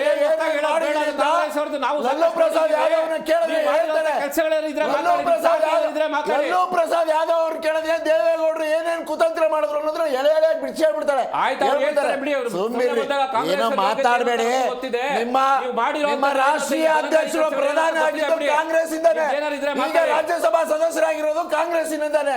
ಸುಮ್ಮನೆ ಏನೇನೋ ಕೊಚ್ಕೋಬೇಡಿ ನೀವು, ಸುಮ್ಮನೆ ಏನೇನೋ ಕೊಚ್ಕೋಬೇಡಿ. ನಮ್ಮ ಋಣ ನಿಮ್ ಮೇಲಿದೆ, ಅದನ್ನ ತೀರ್ಸೋದ್ರ ಬಗ್ಗೆ ಏನಾದ್ರು ಮಾಡಿ. ಕಾಳಜಿ ಇಟ್ಕೊಂಡು ಮಾತಾಡ್ಬೇಕಾದ್ರೆ ಯಾರು ಸದನದಲ್ಲಿ ಅಟ್ಲೀಸ್ಟ್ ಗಟ್ಟಿಯಾಗಿ ಮಾತಾಡಕ್ಕೆ ಇರೋಂಥದ್ದು ಒಬ್ಬ ಏಕೈಕ ದೇವೇಗೌಡ ಅಂತಂದ್ರೆ ಅದನ್ನ ಋಣ ಅಂತ ಪ್ರಪಂಚದಲ್ಲಿ. ಓಕೆ ಬರ್ತೀನಿ ಅದ್ರ ಬಗ್ಗೆ ಏನಾದ್ರು ಹೇಳಿ. ಎಸ್ ರಿಷಿಕ್ ಅವರೇ, ಈಗ ಇಂಥ ಹೇಳಿಕೆಗಳನ್ನ ಸ್ಟೇಟ್ಮೆಂಟ್ಗಳನ್ನ ವೈಯಕ್ತಿಕ ಟೀಕೆಗಳನ್ನ ನೋಡ್ತಿದ್ರೆ ಈ ರಾಜಕಾರಣಿಗಳಿಗೆ ನೀತಿ ಪಾಠದ ಅವಶ್ಯಕತೆ ಇದೆಯಾ ಅಂತ ಅನ್ಸುತ್ತೆ ಸರ್? 100% ಇದೆ ಸರ್. ಕರ್ನಾಟಕ ರಾಜ್ಯದಲ್ಲಿ ನಿಮ್ಗೆ ಅನ್ಪಾರ್ಲಿಮೆಂಟರಿ ಯೂಸ್ ಮಾಡಬಾರ್ದು, ಆಮೇಲೆ ನಿಮಗೆ ದ್ವೇಷ ಭಾಷಣ ಮಾಡಬಾರ್ದು, ದ್ವೇಷ ಭಾಷಣದ ಪದಗಳನ್ನ ಯೂಸ್ ಮಾಡಬಾರ್ದು. ಕೇಳಿಸ್ಕೊಂಡ್ರಿ ಒಂದು ನಿಮಿಷ, ಇದನ್ನೆಲ್ಲ ತಂದವ್ರು ಯಾರು? ಕರ್ನಾಟಕ ರಾಜ್ಯದ ಕಾಂಗ್ರೆಸ್ ಅವರು. ಇಷ್ಟೆಲ್ಲ ಹೇಳಿದವರು ಇವತ್ತು ಸತತವಾಗಿ ಮೂರ್ ಬಾರಿ ಅವರದೇ ರಾಷ್ಟ್ರೀಯ ಅಧ್ಯಕ್ಷರಾಗಿರುವಂತ ಸನ್ಮಾನ್ಯ ಮಲ್ಲಿಕಾರ್ಜುನ ಖರ್ಗೆ ಅವರು ಮಾತಾಡ್ತಾ ಇದಾರಲ್ಲ, ಇವ್ರು ಏನಂತ ಹೇಳ್ತಾರೆ ತಗೋಬೇಕಲ್ವ ಏನಾರು ಆಕ್ಷನ್ ತಗೋಬೇಕು. ಒಂದು ಎರಡನೇದು ಸರ್, ಈಗ ಆಯ್ತು ಕೇಳಿಸ್ಕೊಳ್ರಿ, ಕರ್ನಾಟಕ ರಾಜ್ಯಕ್ಕೆ ಆಯ್ತು ಕೇಳಿಸ್ಕೊಳ್ಳಿ. ಈಗ ಕರ್ನಾಟಕ ರಾಜ್ಯಕ್ಕೆ ಸನ್ಮಾನ್ಯ ಸಿದ್ದರಾಮಯ್ಯನವರು ಮುಖ್ಯಮಂತ್ರಿಗಳು, ನಮಗೂ ಮುಖ್ಯಮಂತ್ರಿಗಳೇ ಅವರು. ನಾವೇನಾದ್ರು ಸನ್ಮಾನ್ಯ ಸಿದ್ದರಾಮಯ್ಯನವರ ಭಯೋತ್ಪಾದಕ ಅಂತ ಹೇಳಕ್ಕಾಗುತ್ತಾ? ಹೇಳ್ತೀವ ನಾವು? ಕೇಳಿಸ್ಕೊಳ್ರಿ ಆಯ್ತು ನೀವು ಆಯ್ತು ಕೇಳಿಸ್ಕೊಳ್ಳಿ. ಸೊ ಇದಾದ್ಮೇಲೆ ಇವ್ರು ಏನ್ ಹೇಳ್ತಾ ಇದಾರೆ ಕಾಂಗ್ರೆಸ್ ಅವರು, ಇವತ್ತುವರೆಗೂ ಅದನ್ನ ಸಮಜಾಯಿಸಿ ಮಾಡ್ಕೊಳ್ತಾ ಇದಾರೆ ಹೊರತು ಸರ್ ಮಾತಾಡಕ್ ಬಿಡಿ ಸರ್, ಯಾಕೆ ಜನಕ್ಕೆ ಡೈವರ್ಟ್ ಮಾಡ್ತಾ ಇದ್ದೀರಾ? ನಾನ್ ಮಾತಾಡೋದು ಕೇಳಿಸ್ಕೊಳ್ಳಿ ಬಿಡಿ ಜನ. ಆಯ್ತು. ಈಗ ಅವರಿಗೆ ಇವತ್ತು ವಿಷಾದ ಆಗ್ತಾ ಇಲ್ಲ, ಕಾಂಗ್ರೆಸ್ ಅವ್ರಿಗಾಗ್ಲಿ ರಾಷ್ಟ್ರೀಯ ಅಧ್ಯಕ್ಷರಿಗಾಗ್ಲಿ ಕಾಂಗ್ರೆಸ್ ಲೀಡರ್ಗಾಗ್ಲಿ ಅದ್ರ ಬಗ್ಗೆ ವಿಷಾದ ಇಲ್ಲ, ಅವ್ರಿಗೆ ಅದ್ರ ಬಗ್ಗೆ ವಿಷಾದವೇ ಇಲ್ಲ. ಸೊ ನೀವ್ ಹೇಳಿದ್ರಲ್ಲ ನೀತಿ ಪಾಠಗಳು ಅಂತ ಅಂದ್ಬಿಟ್ಟು, ಸರ್ ರೂಲ್ಸ್ ನೀವು ಎಷ್ಟೇ ತಂದ್ರು ಸ್ವತಃ ಕಾಂಗ್ರೆಸ್ ಸರ್ಕಾರದವರೇನೇ ಏನಾದ್ರು ರೂಲ್ಸ್ ತಂದಿದ್ರು ಕೂಡ ಅದನ್ನ ಪಾಲನೆ ಮಾಡ್ತಾ ಇರುವಂತದ್ದು ಎಷ್ಟಿದೆ. ಈಗ ರಾಷ್ಟ್ರೀಯ ನೀವು ಅವಲೇ ಒಂದು ಮಾತು ಹೇಳಿದ್ರಿ, ಯಥಾ ರಾಜ ತಥಾ ಪ್ರಜಾ ಅಂತ ಅಂದ್ಬಿಟ್ಟು, ರಾಷ್ಟ್ರೀಯ ಅಧ್ಯಕ್ಷರು ಏನು ಫಾಲೋ ಮಾಡ್ತಾರೆ, ಅವರ ಮಗ ಆಗಿರುವಂಥ ಸನ್ಮಾನ್ಯ ಪ್ರಿಯಾಂಕಾ ಖರ್ಗೆ ಅವರು ಇಲ್ಲಿ ಏನೇನೆಲ್ಲ ಮಾತಾಡ್ತಾರೆ, ಯಾವ ರೀತಿ ಮಾತಾಡ್ತಾರೆ ಅಂತ ನಾವು ಗಮನಿಸಿದೀವಿ. ಅತಿ ಹೆಚ್ಚು ನಿಮಗೆ RSS BJP ಅಥವಾ ರಾಷ್ಟ್ರೀಯದ ಬಗ್ಗೆ ಏನಾದ್ರು ಮಾತಾಡುವಂಥದ್ದು ಅಂತಂದ್ರೆ ಅಪ್ಪ ಮಗ ಇವ್ರು ಇಬ್ಬರೇ ಇರುವಂಥದ್ದು. ಕೇಳಿಸ್ಕೊಂಡ್ರೆ ಒಂದು ನಿಮಿಷ ಮಾತಾಡ್ಬಿಡಿ ಪ್ಲೀಸ್. ನಿಮಗೆ ಕೇಳಿಸ್ಕೊಳ್ಳಿ, ಇವರಿಬ್ಬರೇ ಮಾತಾಡಿರುವಂಥದ್ದು ಕೇಳಿಸ್ಕೊಳ್ಳಿ ಸರ್. ಆಯ್ತಾಯ್ತು, ಇಲ್ಲಿ ಕೇಳಿಸ್ಕೊಳ್ಳಿ ಸರ್. ನೀವು ಯಾವ್ದಾದ್ರು ಒಂದು ಅಭಿವೃದ್ಧಿ ಬಗ್ಗೆ ಮಾತಾಡಿ, ಅದ್ರ ಬಗ್ಗೆ ಇವ್ರು ಕೌಂಟರ್ ಕೊಡಲ್ಲ. ನಿಮಗೆ ಯಾವ್ದಾದ್ರು ಒಂದು ಬಿಲ್ ಪಾಸ್ ಮಾಡೋದ್ರ ಬಗ್ಗೆ ನೀವು ಮಾತಾಡಿ, ಅದ್ರ ಬಗ್ಗೆ ಕೌಂಟರ್ ಕೊಡಲ್ಲ. ಸನ್ಮಾನ್ಯ ಮಲ್ಲಿಕಾರ್ಜುನ ಖರ್ಗೆ ಪ್ಲಸ್ ನಿಮಗೆ ಸನ್ಮಾನ್ಯ ಪ್ರಿಯಾಂಕಾ ಖರ್ಗೆ ಅವರು ಎಸ್ಪೆಷಲಿ ನಿಮ್ಗೆ ಯಾವಾಗಲೂ ಟಾರ್ಗೆಟ್ ಮಾಡ್ಕೊಂಡು ಮಾತಾಡುವಂಥದ್ದೇ ನಿಮಗೆ RSS ಮತ್ತೆ BJP. ಕೇಳಿಸ್ಕೊಳ್ಳಿ, ಗೊತ್ತಾಯ್ತು ಹೇಳ್ತೀವಿ. ಕೇಳಿಸ್ಕೊಳ್ಳಿ, ಇದ್ರ ಬಗ್ಗೆ ನಾವು ತಾವೊಂದು ಚಕಾರ ಎತ್ತಿದ್ರಿ, ಏನಂತ ನೀತಿ ಪಾಠ ಆಗ್ಬೇಕು ಅಂತ. ನೀತಿ ಪಾಠ ಇಲ್ಲಿ ಕರ್ನಾಟಕ ರಾಜ್ಯದಿಂದನೇ ಸ್ಟಾರ್ಟ್ ಆಗಬೇಕು. ನಿಮ್ಗೆ ಅದು ಎಲ್ಲಿಂದ? ಸದನದಿಂದಲೇ ಸ್ಟಾರ್ಟ್ ಆಗಬೇಕು. ಸದನದಲ್ಲಿ ನಿಮಗೆ ಫಸ್ಟ್ ಕಾಂಗ್ರೆಸ್ ಶಾಸಕರು ಏನು 139 ಜನ ಇದಾರಲ್ಲ, ಅವ್ರುಗಳಿಗೆ ಫಸ್ಟ್ ನೀತಿ ಪಾಠ ಆಗಬೇಕು. ಅದರಲ್ಲಿ ಎಸ್ಪೆಷಲಿ ವಿತ್ ಡ್ಯೂ ರೆಸ್ಪೆಕ್ಟ್ ಸನ್ಮಾನ್ಯ ಸ್ಪೀಕರ್ ಯಾರಿದ್ದಾರೆ ಅವರಿಂದನೇ ಕೂಡ ಸ್ಟಾರ್ಟ್ ಆಗಬೇಕು. ಯಾಕೆ ಅಂದ್ರೆ ಸದನದಲ್ಲಿ ನಿಮಗೆ ಏನೆಲ್ಲ ಕಾಂಗ್ರೆಸ್ ಶಾಸಕರು ಹೇಳ್ಕೊಂಡು ಬರ್ತಾ ಇದ್ದಾರೆ ಅನ್ಪಾರ್ಲಿಮೆಂಟರಿ ವರ್ಡ್ಸ್ ಅಥವಾ ಅನ್ಪಾರ್ಲಿಮೆಂಟರಿ ಎಕ್ಸ್ಪ್ರೆಸಿಂಗ್ ಏನಿದೆಯೋ ಅಲ್ಲೇ ಇವ್ರೇನಾದ್ರು ಶಿಸ್ತುಬದ್ಧವಾಗಿ ಇದನ್ನ ಮಾಡಿದ್ರೆ ಇಲ್ಲಿವರೆಗೂ ಬೆಳೀತಾ ಇರಲಿಲ್ಲ. ಇದು ಕಾನೂನು ಬರಬೇಕು. ಆದ್ರೆ ಕಾನೂನು ಬರೋದಕ್ಕಿಂತ ಅತಿ ಹೆಚ್ಚಾಗಿ ನಮ್ಮ ಸ್ನೇಹಿತರು ಹೇಳ್ದಂಗೆ ಸನ್ಮಾನ್ಯ ಮಲ್ಲಿಕಾರ್ಜುನ ಖರ್ಗೆ ಅವರು ಹಿರಿಯ ರಾಜಕಾರಣಿಗಳು, ಅವ್ರನ್ನ ನೋಡಿ ಕಲ್ತ್ಕೊಳ್ಳುವಂಥವ್ರು ಸಾಕಷ್ಟು ಜನ ಇರ್ತಾರೆ. ಇವತ್ತು ಅವರು ಹೇಳಿದ್ದು ತಪ್ಪಲ್ಲ ಅನ್ನೋ ತರ ಆದ್ರೆ ನಾಳೆ ಕಾಂಗ್ರೆಸ್ ಅವ್ರು ಎಲ್ಲರೂ ಇದೇ ತರ ಹೇಳ್ತಾರೆ. ಅವರಲ್ಲಿ ಏನು ಬೇರೆ ಏನಿಲ್ಲ. ಈಗ ನಲ್ಪಾಡು ಇತ್ತೀಚೆಗೆ ನೀವು ಗಮನಿಸ್ಬೋದು, ಟೋಪಿ ಗಡ್ಡ ಇರೋರೆಲ್ಲ ಒಳ್ಳೆ ಮುಸ್ಲಿಮ ಅಂತ ಹೇಳಿದ್ರು. ಎಲ್ಲಿಂದ ಬರುತ್ತೆ ಈ ಸಂಸ್ಕೃತಿ? ರಾಷ್ಟ್ರೀಯ ಅಧ್ಯಕ್ಷರು ಮಾತಾಡುವಂಥದ್ದನ್ನೇ ಇಲ್ಲಿರುವಂತ ಕಿರಿಯರು ಮಾತಾಡುವಂಥದ್ದು ಅಲ್ಲ. ನೀವು ಮಾತಾಡಿದ್ರೆ ಹೇಳ್ತಾರಲ್ರಿ, ನಲ್ಪಾಡವ್ರು ಏನ್ ಮಾತಾಡಿದ್ರೆ ಅದನ್ನ ಹೇಳ್ತಾ ಇದೀನಿ. ನಾನು ಹೇಳಿದಿಲ್ಲ, ನಲ್ಪಾಡವ್ರು ಏನ್ ಮಾತಾಡಿದ್ರೆ ನಾನು ನೀವು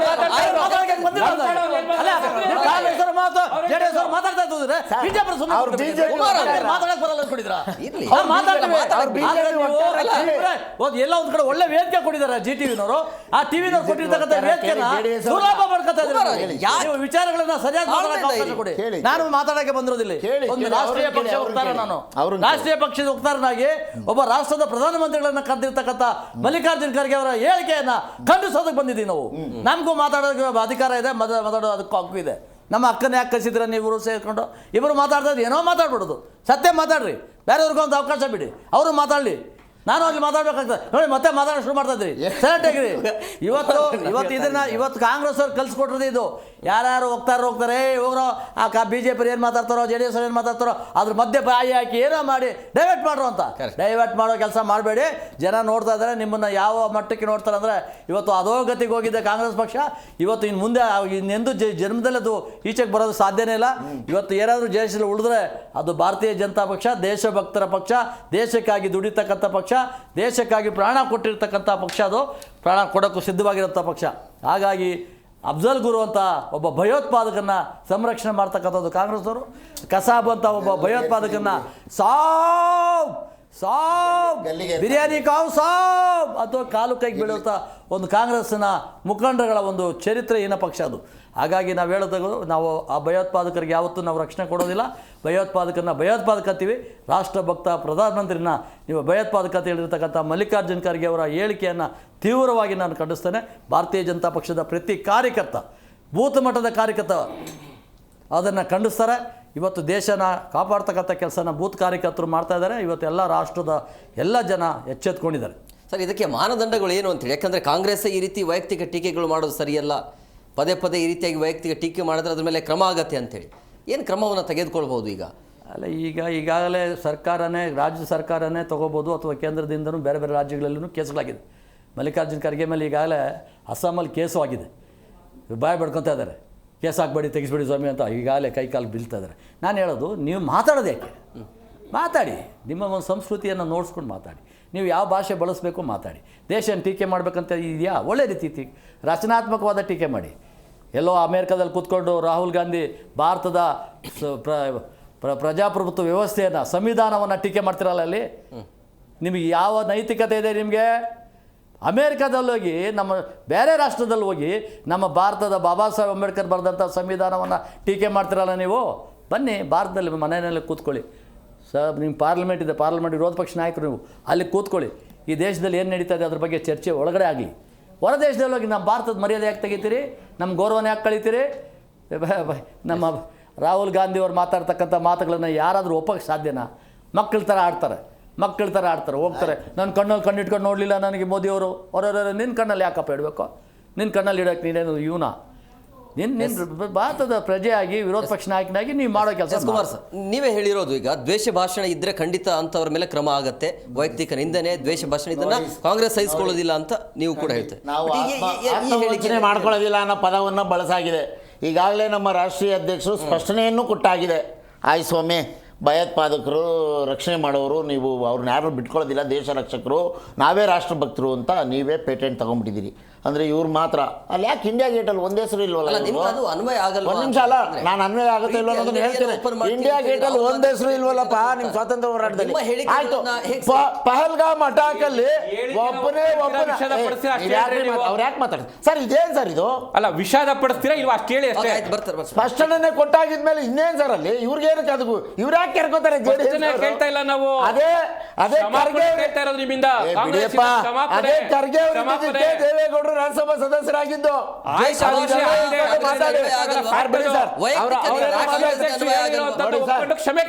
ಅವರು ಸ್ಪಷ್ಟನೆ ಕೊಟ್ಟಾಗಿದೆ, ಅದ್ರ ವಿಚಾರ ಹೇಳಾಗಿದೆ, ಯಾವ ಕಾರಣಕ್ಕೋಸ್ಕರ ಅದನ್ನ ಹೇಳಿದೆ, ಯಾರನ್ನ ಇವರು ದೇಶದಲ್ಲಿ 12 ವರ್ಷದಿಂದ ಪ್ರಾಕ್ಟೀಸ್ ಮಾಡ್ತಿದ್ದಾರೆ ಅನ್ನೋ ವಿಷಯಕ್ಕಾಗಿ ನಾನು ಆ ಮಾತನ್ನು ಹೇಳಿದ್ದೇನೆ ಅಂತ ಹೇಳಿ ಸ್ಪಷ್ಟನೆ ಕೊಟ್ಟಾಗಿದೆ. ಅದಾದಮೇಲೆ ಪೆಹಲ್ಗಾಮು, ಪುಲ್ವಾಮಾ 9 ವರ್ಷ ಆಯಿತು, ಇದು 1 ವರ್ಷ ಆಯಿತು, ಅದು 6-7 ವರ್ಷ ಆಯಿತು, ಒಂದು ಸದ್ದೇ ಇಲ್ಲ ಇವತ್ತವರೆಗೂ. ಒಬ್ಬನೂ ಹಿಡ್ಕೊಂಬರಲಿಲ್ಲ, ಹಾಕಲಿಲ್ಲ, ಗಲ್ಲಿಗೆ ಹರಿಸಲಿಲ್ಲ. ಬಿಡಿ, ಅದ್ರ ವಿಷಯ ಮಾತಾಡೋದೇ ಬೇಡ. ಇವರೊಬ್ಬರೇನ ರಾಷ್ಟ್ರಭಕ್ತರು? ಇವರೇನು ದೇಶಕ್ಕೋಸ್ಕರ ಇವರೊಬ್ಬರೇ ಕೆಲಸ ಮಾಡೋರು? ನಾವೇನು ಮಾಡಿಲ್ವಾ? ನಾವೇ ರೀ ಸ್ವಾತಂತ್ರ್ಯ ಚಳವಳಿಯಲ್ಲಿ ಭಾಗವಹಿಸಿ ನಮ್ಮ ತಾತ ಮುತ್ತಾತಂದರು ರಾಮಣ್ಣ ಅವ್ರ ಮನೆಯಲ್ಲೂ ಕೂಡ ಒಂದು ನಿಮಿಷ ಇರಿ, ರಾಮಣ್ಣ ಒಂದು ನಿಮಿಷ ಇರಿ. ನಿಮ್ಮ ಮನೆಯಲ್ಲೂ ಕೂಡ ನೀವು ಬಿಜೆಪಿ ಸೇರಕ್ ಮುಂಚೆ ನಿಮ್ಮ ಮನೆಯಲ್ಲೂ ಕೂಡ ನಿಮ್ಮ ಹಿರಿಯರು ಯಾರೋ ಸ್ವಾತಂತ್ರ್ಯ ಹೋರಾಟದಲ್ಲಿ ಪಾಲ್ಗೊಂಡಿದ್ದಾರೆ. ಅದ್ರ ಕ್ರೆಡಿಟ್ ತಗೊಳ್ಳಿ. ಬಿಜೆಪಿ RSS ಒಬ್ಬರೇ ಒಬ್ಬ ವ್ಯಕ್ತಿ ಕೂಡ ಸ್ವಾತಂತ್ರ್ಯ ಚಳವಳಿಯಲ್ಲಿ ಭಾಗವಹಿಸಿಲ್ಲ. ಇವರೆಲ್ಲ ಮೀರ್ ಸಾದಿಕ್ ಕೆಲಸ ಮಾಡ್ಕೊಂಬಂದಂಥವ್ರು. ಇದು ಯಾವುದೋ ಯಾವ ಕೋಡು, ಹಿಂದೂ ಬಿಲ್ ಕೋಡ್ ಥರ ಕೊಟ್ಟಿದ್ದಾಗ ಯಾರ್ರೀ ವಿರೋಧ ಮಾಡಿದ್ದು ಮಹಾರಾಷ್ಟ್ರದಲ್ಲಿ? ಇದೇ ಮೋಹನ್ ಭಗವತನ್ ಟೀಮ್, ಇದೇ ಮೋಹನ್ ಭಗವತನ್ ಟೀಮ್. ಇವ್ರ ಹಿಂದೆ ಇದ್ದವರು ನೋಡ್ರಿ, ಹಿಂದೂ ಕೋಡ್ ಬಿಲ್ ವಿರೋಧ ಮಾಡಿದವ್ರೆ. ಪ್ರಧಾನಮಂತ್ರಿ ಯಾರು RSS ಅವರು. ನಾನು ಹೇಳೋದು ನೆಹರೂನ ಮೋಹನ್ ವಿಶ್ವ ಹಿಂದೂ ಬಾಬು ಪರಿಷತ್ ಅವರು. ದೇಶದ ಪ್ರಧಾನಿಯನ್ನ ಈ ರೀತಿ ನಾನು ಹೇಳ್ತಾ ಇದ್ದೇನೆ, ಪ್ರಧಾನಮಂತ್ರಿಗಳ ಬಗ್ಗೆ ಚಂದ್ರಬಾಬು ನಾಯ್ಡು ಅವರು ಮಾತನಾಡಿದ್ದಾರೆ, ಅದ್ರ ಬಗ್ಗೆ ನೀವು ಅವ್ರಿಗೆ- ಅಲ್ಲ, ನೀವು ಅದೇ ಅವ್ರಿಗೆ- ನೀವು ಅಲ್ಲಿ ತಗೊಳ್ಳಿ. ನಾನು ಹೇಳ್ತೀನಿ ಅವ್ರು ಹಂಗೆ ಹೇಳಿದ್ರು, ಹಂಗೆ ಸರ್, ಹಂಗೆ ಆಯ್ತು ಹೇಳಿದ್ರು ಸರ್. ಅಂತ ಹೇಳಕ್ಕಾಗಲ್ಲ. ಈಗ ನಮ್ಮ ಅಧ್ಯಕ್ಷರು ಏನಾದ್ರು ಹೇಳಿದ್ದಾರೆ ಅಂತಂದ್ರೆ ಅದನ್ನ ಅವ್ರು ಸ್ಪಷ್ಟನೆ ಕೊಟ್ಟು ನಾನು ಆ ಥರದ ಮಾತುಗಳನ್ನ ಈ ರೀತಿಯಾಗಿ ಬಳಸಿದ್ದು ಅದು ಈ ತರ ಹೇಳಾಗಿದೆ. Okay, done. ಅದ್ರ ಮುಂದಕ್ಕೂ ಮುಂದುವರ್ಸೋದಿದೆಯಲ್ಲ, ತಪ್ಪಲ್ವಾ ಸರ್ ನಾವು NDA ದೇವೇಗೌಡರು, ಕುಮಾರಸ್ವಾಮಿ ಸರ್ ಮಾತಾಡಕ್ಕೆ ಬಿಡಲ್ಲ ಸರ್ ನಮಗೆ. ಸರ್ ನಾವು ಒಂದು NDA ಮೈತ್ರಿಕೂಟದಲ್ಲಿ ಇರುವಂತ JDS ಪಾರ್ಟಿಯವರು ಬಹಿರಂಗವಾಗಿ ತಮ್ಮ ಮಾಧ್ಯಮದ ಮುಖಾಂತರ ಡೈರೆಕ್ಟ್ ಆಗಿ ಖಂಡಿಸ್ತೀವಿ. ಸನ್ಮಾನ್ಯ ಮಲ್ಲಿಕಾರ್ಜುನ ಖರ್ಗೆ ಅವರು ಹೇಳಿರುವಂತದ್ದು ವಿಷಾದಾತ್ಮಕ ಮಾತುಗಳು. ಅವರು ಅದಕ್ಕೆ ಕ್ಷಮೆ ಯಾಚನೆ ಮಾಡಲೇಬೇಕು ಸನ್ಮಾನ್ಯ ಪ್ರಧಾನಮಂತ್ರಿ ಅವರ ಹತ್ರ. ಬಾಬಾ ಸಾಹೇಬ್ ಅಂಬೇಡ್ಕರ್ಗೆ ಏನಾದರೂ ಗೌರವ ಕೊಡೋದೇ ಆಗಿದ್ರೆ ಖರ್ಗೆ ಅವರು ಅವ್ರು ಕೊಟ್ಟಂಥ ಮೀಸಲಾತಿಯಲ್ಲಿ ನೀವು 9 ಸಾರಿ MLA, 2 ಸಾರಿ ಲೋಕಸಭಾ, 1 ರಾಜ್ಯಸಭಾ ಆಗಿದ್ರಿ ಅಂದರೆ ನೀವು ಕೂಡಲೇ ಇವತ್ತು ಕ್ಷಮೆ ಕೇಳಲೇಬೇಕು. ಇಲ್ಲಾಂದ್ರೆ ಅಂಬೇಡ್ಕರ್ ಕೊಟ್ಟಂಥ ಇವರ ಕೊಟ್ಟಿದ್ದು ಮೋದಿನ ಯಾರು ಮೀಸಲಾತಿ ಅಂಬೇಡ್ಕರ್ ಅವರು ಬಾಬಾ ಸಾಹೇಬ್ ಅಂಬೇಡ್ಕರ್ ಅಂತ ಇವರು ಕ್ಷಮೆ ಕೇಳಿ. ಇವ್ರು ಯಾವ್ದು ಹೇಳ್ತಾರೆ? ಬಾಬಾ ಸಾಹೇಬ್ ಅಂಬೇಡ್ಕರ್ ಅವ್ರು ಕೊಟ್ಟಂಥದ್ದು. ನೀವು ವಿಷಯ ಕುರಿತು ಏನೋ ಹೇಳ್ತಾರಲ್ಲ ನೀವು. ಮೋದಿ ಯಾಕೆ ಹೇಳ್ತಾರೆ? CBI, ಚುನಾವಣಾ ಆಯೋಗ ಏನು ಕ್ಷಮೆ ಕೇಳಿದ್ರೆ ಕೇಳಲ್ವಾ? ಅಷ್ಟೇ ಅಲ್ರಿ ನೀವು? ಕಾಂಗ್ರೆಸ್ ಅವರು ಆ ಹೇಳಿಕೆಗೆ ಸಮರ್ಥಿಸ್ಕೊಳ್ತಾ okay, thank you very much 3 ಜನಕ್ಕೆ. ಎಸ್, ನೋಡಿದ್ರಲ್ಲ ವೀಕ್ಷಕರೇ, ಈಗ ಮಲ್ಲಿಕಾರ್ಜುನ್ ಖರ್ಗೆ ಅವರ ಈ ಹೇಳಿಕೆ ನಿಜವಾಗ್ಲೂ ಕೂಡ ಬೇಸರ ತರತ್ತೆ. ಒಬ್ಬ ದೇಶದ ಪ್ರಧಾನಿಯನ್ನ ವೈಯಕ್ತಿಕವಾಗಿ ಈ ರೀತಿ ನಿಂದನೆ ಮಾಡೋದು ಅಥವಾ ಭಯೋತ್ಪಾದಕ ಅನ್ನುವಂಥ ಹೇಳಿಕೆ ಸರಿಯಲ್ಲ. ಸೊ ಈ ರಾಜಕಾರಣಿಗಳಿಗೆ ನಿಂದನೆ ಮಾಡುವಂತ ಕೆಲಸ ಆಗಿರ್ಬೋದು, ಅಥವಾ ಈಗಿನ ರಾಜಕಾರಣಿಗಳಿಗೆ ನೀತಿಯ ಪಾಠ ಅವಶ್ಯಕತೆ ಇದೆ ಅಂತ ಅನ್ಸುತ್ತೆ. ಯಾಕಂದ್ರೆ ಒಬ್ಬ ದೇಶದ ಪ್ರಧಾನಿಯನ್ನ ನಾವೆಲ್ಲರೂ ಕೂಡ ಗೌರವಿಸಬೇಕಾಗುತ್ತೆ, ರಾಜಕೀಯವಾಗಿ ಏನೇ ಇರಲಿ. ಮತ್ತು ವೈಯಕ್ತಿಕವಾಗಿ ರೀತಿಯ ಸ್ಟೇಟ್ಮೆಂಟ್ಗಳು ಸರಿಯಲ್ಲ. ಇದಾಗಿತ್ತು ಇವತ್ತಿನ ವಿಶೇಷ. ಮತ್ತಷ್ಟು ಅಪ್ಡೇಟ್ಸ್ಗಾಗಿ ನೋಡ್ತಾ ಇರಿ ಜಿ ಕನ್ನಡ ನ್ಯೂಸ್. ಸತ್ಯವೇ ಸುದ್ದಿಯ ಜೀವಾಳ.